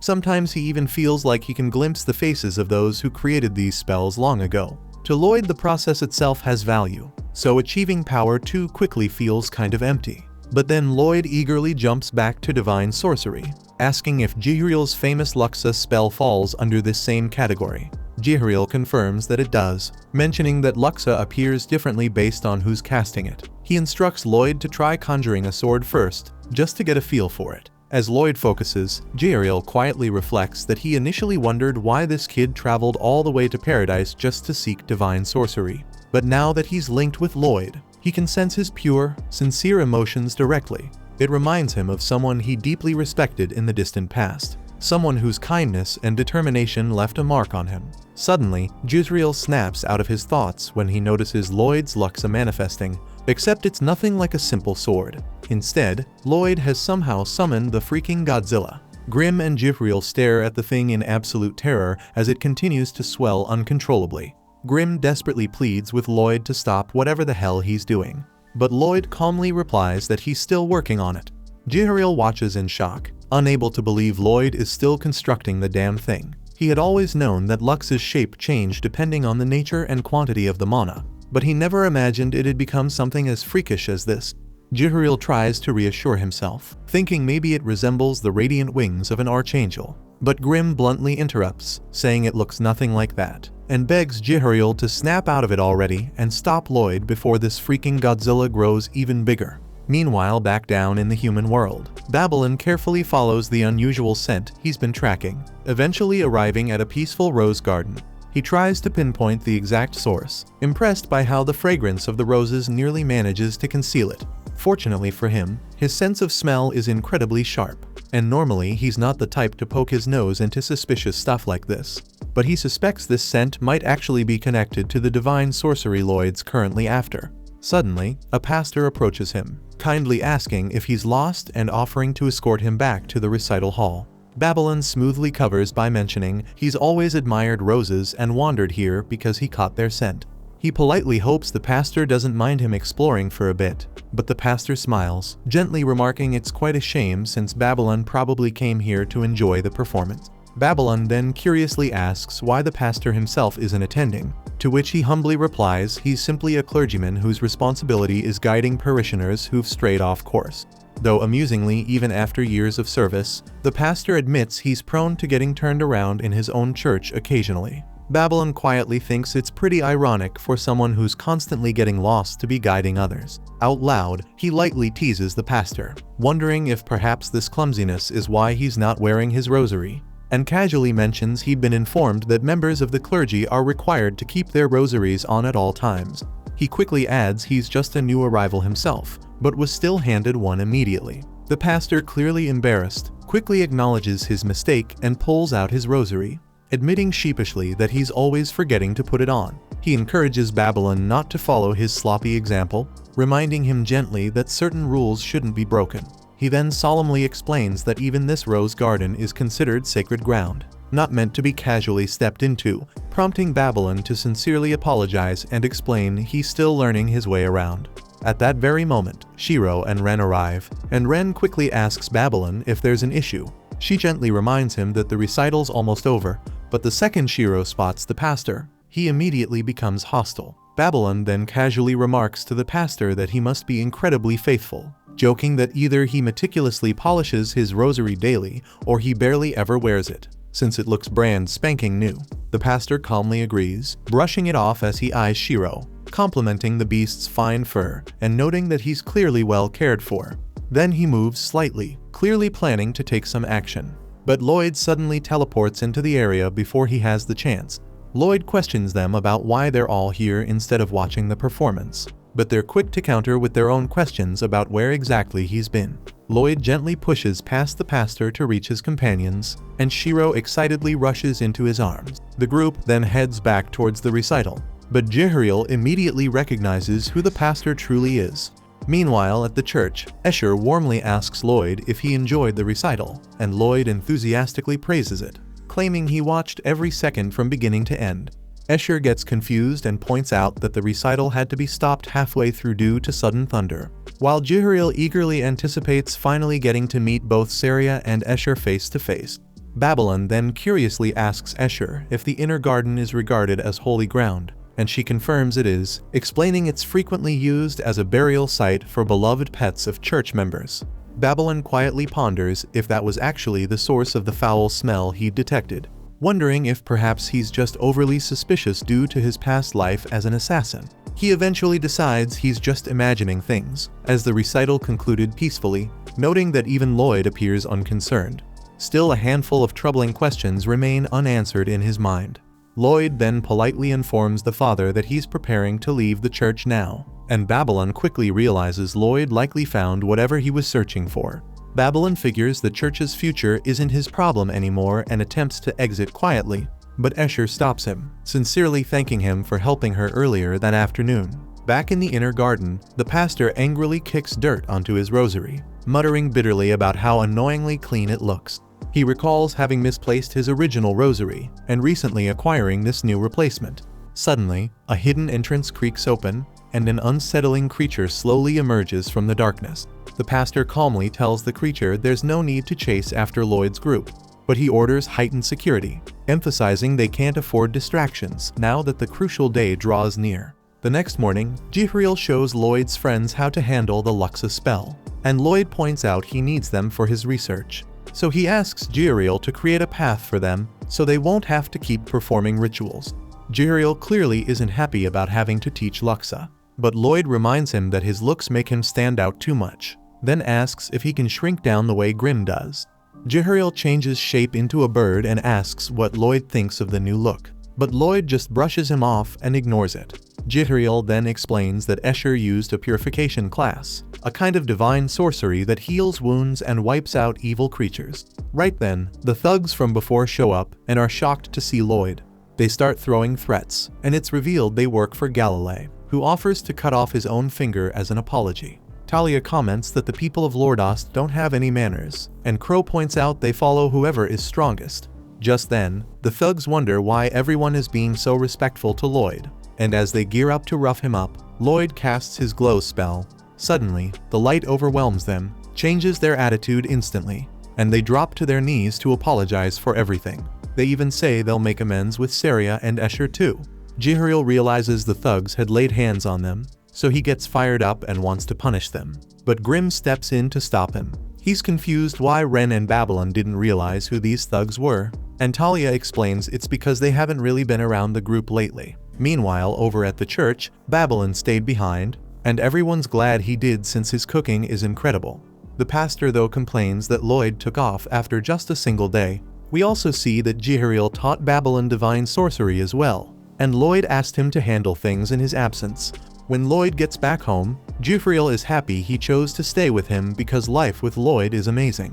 Suddenly another Lloyd shows up, leaving Jihriel confused, but Grimm explains it's just a wooden doll created by Lloyd to take care of simple chores for him. Lloyd then says they should go out for some ghoul hunting, explaining that fighting the undead is the best way to test divine sorcery, and he already knows where to find them. That's when Silpha appears, and Lloyd immediately asks her to join the hunt, and she quickly gets ready to head out with him. Before long, they head over to the Great Dean Bridge, the spot where ghouls are rumored to lurk, but Ren has a hard time believing they're hiding there since the place looks like it's full of life. Lloyd asks Silpha if she can use her senses to pick out the lair, but she shakes her head, saying the stench of their rotting flesh is too similar to food waste for her to tell the difference.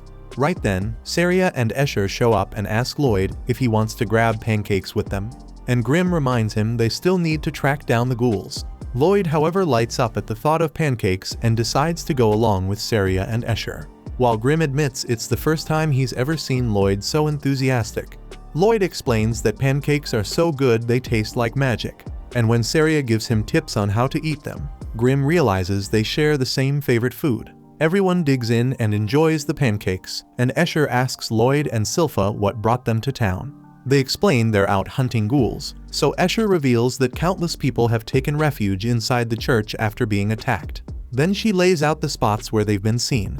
She also says the adventurers who were sent to clear them out never came back, which makes Lloyd wonder what exactly happened to them. Saria chimes in that she doesn't want their recital to be cancelled, and Ren asks if she'll be singing again. Escher explains that the event will be massive since both the king and the pope are going to attend. After that, Ren becomes determined to wipe out the ghouls because she doesn't want them ruining people's lives. Silpha points out that the Great Dean Bridge has had the most sightings, and Ren still can't picture ghouls hiding there, but Lloyd suggests they could be down in the sewers. Silpha says the place reeks, but Lloyd insists on checking it out since he's worried about the missing adventurers. He adds that he first heard about the ghouls from an adventurer who mentioned them, and suddenly Tao hugs him tight, realizing he was worried about her. Silpha smacks her and points out that he only came to test his divine sorcery on the ghouls, so she's nothing more than an extra. Lloyd starts to wonder if the ghouls might be hiding in the sewers, and Tao explains she couldn't find anything earlier and ended up getting lost, though she managed to get out once she sensed his presence. She mentions she can't channel Kai in this place, so she thinks about heading back. But Lloyd says it won't be an issue and uses his Purification class divine sorcery to clear away the miasma. From there, they begin exploring the sewers, and his friends quickly realize his magic has cleansed the entire area. Tao points out she doesn't feel drained anymore, while Grim mutters that the glow is painful for him. Tao then realizes she can channel Kai now that the air is purified, so she activates her detection skill and manages to track the ghouls' hideout. She even puts on a maid outfit as she leads everyone toward the spot. Shiro starts scouting around but accidentally steps outside the range of Lloyd's spell, and the miasma makes it hard for him to breathe. Still, he pushes through, while Lloyd thinks he can't pick up the scent, so he considers using his own detection skill right before Tao cuts him off, asking how he plans to mimic her technique. Silpha smacks her, sparking an argument, and Tao asks why she didn't bring her sword. Silpha answers that she wants to keep it clean. Just then Tao figures this is the perfect chance to challenge her, but Silpha isn't interested, until Tao suddenly says the winner gets a date with Lloyd. That makes Silpha step in, and Ren immediately says she wants to join too. Then a horde of ghouls comes charging after Shiro, and Tao declares that whoever kills the most ghouls will be the winner. The girls get ready for the fight, and Lloyd responds by shaping Luxa weapons with his divine sorcery, wanting them to test out his creations in real combat. Tao then leaps into the fight and cuts down 4 ghouls, but Silpha suddenly steps in and starts stealing her kills. She quickly matches Tao's score, and Tao yells at her to quit tailing her. But Silpha says she's only testing her Luxa weapon. She adds that Tao's kills don't even count since she isn't using her Luxa gauntlet, so the two of them keep bickering while snatching kills from each other. They look evenly matched, but Ren is lagging behind because she's just fighting half-heartedly. Then it hits her that she wants a date with Lloyd too, so she enchants her blade with poison to boost it. But the knife suddenly shatters as she goes for a strike. Lloyd realizes divine sorcery gets weaker once it's tampered with, and he thanks her for sparking an idea as he hands her a new weapon. At first she thinks it's no different from before, but when she slices a ghoul, it instantly disintegrates. She figures out it was poisoned, but Lloyd explains he actually altered his divine sorcery. Grim adds that the knife isn't coated with poison. It spreads a purifying effect after scratching the target. He sees that divine sorcery itself is about to evolve now that Lloyd's using it, and the girls keep tearing through the ghouls. Their scores end up tied, and the match heats up as they notice the horde is nearly wiped out, until a monster suddenly crashes in and blasts them all away. Right after, we cut to a shadowy man choking the pastor. Muttering that security in this place needs to be tightened, he commands a wraith to possess the pastor's body so it can roam inside the church. Escher panics when she sees this and demands to know what the man is doing. The girls pull themselves up, and Tao darts in, but right then the monster shoots out a thin string and her legs go stiff on the spot. She suddenly finds herself planted on the ground with no idea why, and as he reaches to grab her, Silpha yanks her out of danger. Tao tries to explain what just happened, yet Silpha says her arms feel strange too, so Tao realizes neither of them has a clue what's going on. After that, the monster flicks another string toward Lloyd, but he grabs it in his hand, and the creature instantly senses the weight of his power. The girls follow up with a quick ambush, yet he slips past their strike, and Lloyd studies the filament, realizing it's a spinal thread. Ren says she saw the same thing, and she adds that she knows exactly who this monster is because she has already heard stories about him. At that point we cut to a flashback, where Jade once told Ren about the Neuron Blighted, a creature whose body generates spinal threads woven from mana. When those threads touch a limb, they interfere with the motor nerves, letting the Blighted take control of that part. His skin is covered in threads carrying mana signatures for evasion and counterattack, giving him insane reaction speed. He was sent as a living weapon during the Civil War and slaughtered everyone in his path, even his allies. They tried to eliminate him and failed, and he even survived being shot through the heart. In the end, they blasted him off a cliff into the sea, where his body sank while he kept struggling the whole time. Back in the present, the girls notice the Blighted's spinal threads, and Sylpha wonders how he is still moving if he's supposed to be dead. Ren answers that it must be automatic reflexes, but Lloyd doesn't buy it, since the Blighted clearly shows signs of remembering his past life, so he believes this is no ordinary ghoul. The girls rush forward as Tao says they only need to dodge the threads, yet they quickly realize those lines are everywhere and end up crashing down. Right after that, we cut to the mysterious man, as the Wraith says it wants to possess Escher because she has a nice body, and the man casually gives it permission to try. The Wraith moves in to take her over, but Babylon strikes first, wiping the Wraith out and stabbing the man's arm, offering to guide him since he assumes the man is lost. The man replies he has nothing to be shown, and in the same breath, his arm suddenly shifts and transforms. At the same time, the girls push back to their feet. The Blighted lashes out with threads, but they slip past every line and manage to close the gap. Even then, he blocks their strikes and sends Tao and Ren flying back with his fists. Sylpha drives her blade forward, and when he clamps down on the sword, she points out that both of his hands are tied up now. Right after that, Ren releases her poison butterflies, and Jihariel says poison does not work on ghouls. But the Blighted suddenly weakens as Lloyd explains she used a neurotoxin instead. He knows those spinal threads are tied directly to the nervous system, so once the paralysis spreads, he loses control of them. Still, Ren warns they have to end it fast before the effect fades, so Tao rushes in and starts hammering him, then freezes when a spinal thread slices past, and she barely dodges. His lines carve through everything and reach and lash at her again, but she uses her skill to grab onto the threads and swings him straight toward Sylpha. At that point, Sylpha prepares to finish it, saying she will send him across to where he can finally rest, and she unleashes her lion's roar to end the fight. He is blasted back, and Ren thinks they have taken him down, but Sylpha realizes he is still alive since he regained his automatic reflexes right before her blow connected. Afterwards, we see the Blighted fleeing, thinking he will enjoy himself on the surface before returning to his master. But then Lloyd blows his leg apart. The Blighted panics the moment he sees him and his thoughts snap back to the miserable life he lived before he died, the suffering that turned him into a wraith. But he met his master, who revealed the body of the monster, and it accepted him without resistance. He asks what his master wants in return, but the reply is simple: just use the body as he wishes. So he decides to cut down the people who had made him suffer during his past life. Yet once that goal is fulfilled, he no longer knows what to do. So he goes back to his master, who welcomes him home, and in that moment he realizes his master has become the center of his world.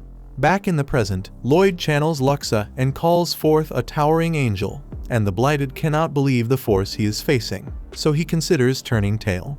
Even so, he thinks of his master and realizes Lloyd is a threat to him, so he decides he has to fight. He stitches his leg back into place and rushes in. Then he slips around the angel's blows, yet he still loses an arm. He tells himself he can keep going, so he pushes through and manages to close the distance. Then he slams into Lloyd's barrier and understands he never stood a chance. An angel catches him as he falls, and Lloyd is relieved that the Blighted has finally stopped reacting on automatic. The Blighted wonders why he was spared, so Lloyd explains he wants to experiment on him because he finds him interesting. He is surprised the Blighted can actually speak and says he should have said something, since Lloyd figures he did more harm than he needed to. From there, Lloyd starts asking personal questions, saying he wants to get to know him, and he offers a handshake. The Blighted is moved by that and takes his hand, then tears well as Grimm and Jihariel praise him for standing up to Lloyd without running. He realizes it truly took courage to face Lloyd. His old struggles feel small beside that, and he never imagined he would touch Lloyd's hand, so he feels grateful. He remembers that his master gave him a marble containing the divine spell Luma Maxima, and that it will destroy his body if it is shattered. Right then it activates, and damn, His body crumbles in an instant as the mysterious man understands he was defeated. Grim is injured by the spell, so Lloyd heals him, and Giariel questions how the Blighted could use Luma Maxima since it's an advanced spell that only a handful are capable of casting. Then Lloyd hears the Blighted telling him to look after his mask, and he pulls the sword from the Blighted's head, wondering who exactly he meant. At the same time, Babylon tells Escher to run with the pastor and warns her not to call for help. So she carries him away while he hopes she will not drag anyone else into this because he is sure no one would be able to help. For a moment, he notices the man just staring at the ground, and he prays he stays that way, so once Escher is safe, he can try to slip away too. Then the man suddenly swings his arm, forcing Babylon to jump back. And his thoughts go to the moment Lloyd pointed out how that man caught his attention. Lloyd said he trusted Babylon's instincts because he had lived his whole life dodging death and built up a sharp sense for danger. Babylon thought it might have nothing to do with sorcery, but Lloyd disagreed, touched his chest, and told him to handle things here while he was gone. From there, Babylon keeps dodging the man's attacks, and he wonders why fear is not gnawing at him even though he knows the man is stronger. He figures Lloyd must have placed a buff on him, and as he slips behind the man, he realizes that his own strikes are useless. So he casts his glow spell in hopes of changing the man's heart.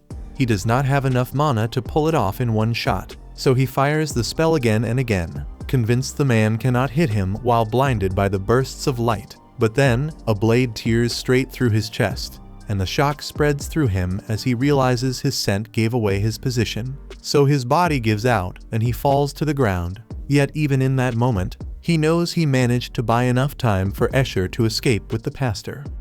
He suddenly rises again, and it turns out he twisted his body at the last instant, using his flexibility to dodge the man's strike. He can even force his muscles to their limits, giving him bursts of incredible power. But the man is simply too strong, so every swing ends up hurting him more than the target. He throws everything into a reckless charge, attacking with all he's got, yet the man just blasts him aside. Finding Babylon's body fascinating, the man calls on his own Luxa and suddenly summons a storm of countless swords. At the same time, some adventurers are taking cover from the rain inside the guild when Escher rushes in with the pastor. The receptionist Katarina asks if she's okay, and a few adventurers step up to help. But she remembers Babylon telling her not to ask for help, so she explains that the pastor just slipped in the rain, asks them to take care of him, and runs off, thinking hard about how to save Babylon. She begs God for aid, even offering her own life, but ends up stumbling and falling down.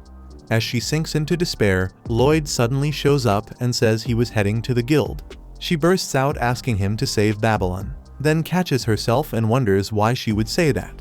She tells him to forget it, to act like he never heard it, and right then he disappears. At the same time, Babylon is already pierced through by the man's swords, and Lloyd realizes he's too late. Babylon drifts toward death, but feels glad he managed to protect Escher. He spots Jade and wants to share a drink with him, but then he hears Escher singing and realizes it's not his time yet, so he follows the sound and wakes back up. Everyone is overjoyed that he's awake, while Escher collapses after healing him non-stop. We learn it has been 3 days since Lloyd carried Babylon back, and he and Giariel poured healing magic into him for more than 10 hours. Even so, he tells Babylon to thank Escher, who stayed with him the whole time. Lloyd then asks what happened at the church, so Babylon explains about the man, and Giariel can't believe a monster like that could wield Luxa. Babylon says he tried to reach the man's heart with the glow spell, but it had no effect. So Lloyd figures the man must truly believe he's done nothing wrong, since purification magic only works on a guilty conscience. After that, they speak with the pastor and try to pin down what the man was doing. Since he said something about tightening security, Lloyd figures they should head back and check the church garden, so they go over and see the fixes look solid. He thanks Tao for watching the place and asks if anything happened, so she mentions that Katarina stopped by. Katarina shows up right then, clearly annoyed, and says she reached out to church headquarters to send over a description of the man. The Pope wants a report on the incident, so his assistant states that the man used Luxa, and the other priests start to freak out, calling it ridiculous that one of their own could be a monster. They ask who started that rumor, so the woman brings up Babylon and adds that he is a former criminal. The priests say they cannot trust him and send back a reply that any accusation against the church requires proof. She points out that the guild cannot do anything to help in a case like this, but Lloyd decides they just need to turn up the evidence. They begin to dig in the garden, and the pastor stops them, saying it is sacred ground where they bury their pets, so they cannot dig it up. Lloyd considers using Shiro's nose, but Shiro keeps dodging them for some reason. Crow invokes his cursed speech to rally the crows for a search, and Saria joins in. She is relieved Escher is safe, then punishes her for ditching practice by playing a Beethoven symphony on her chest.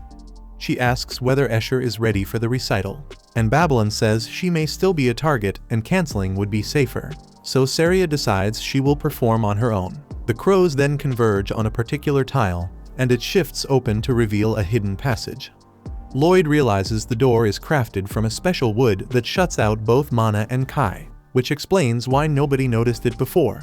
A strange smell hangs in the air, and Crow tells Escher to stay back, but she pleads to go with them. Babylon points out that she is still in danger, and Talia drags him away, saying she has become a fan of Escher and will not let the incident break her. As Escher moves into the passage, she tells herself she has to beat her fear, or she will never move forward or sing again. Shiro was terrified as well, but he thinks of how brave Escher is and heads down after her, and soon they are all stunned to find a lab crammed with all kinds of horrific experiments. Thank you for watching to the end. If you enjoyed this recap, please hit the like button and subscribe. If you have any suggestions or tweaks, share them in the comments. They help me improve.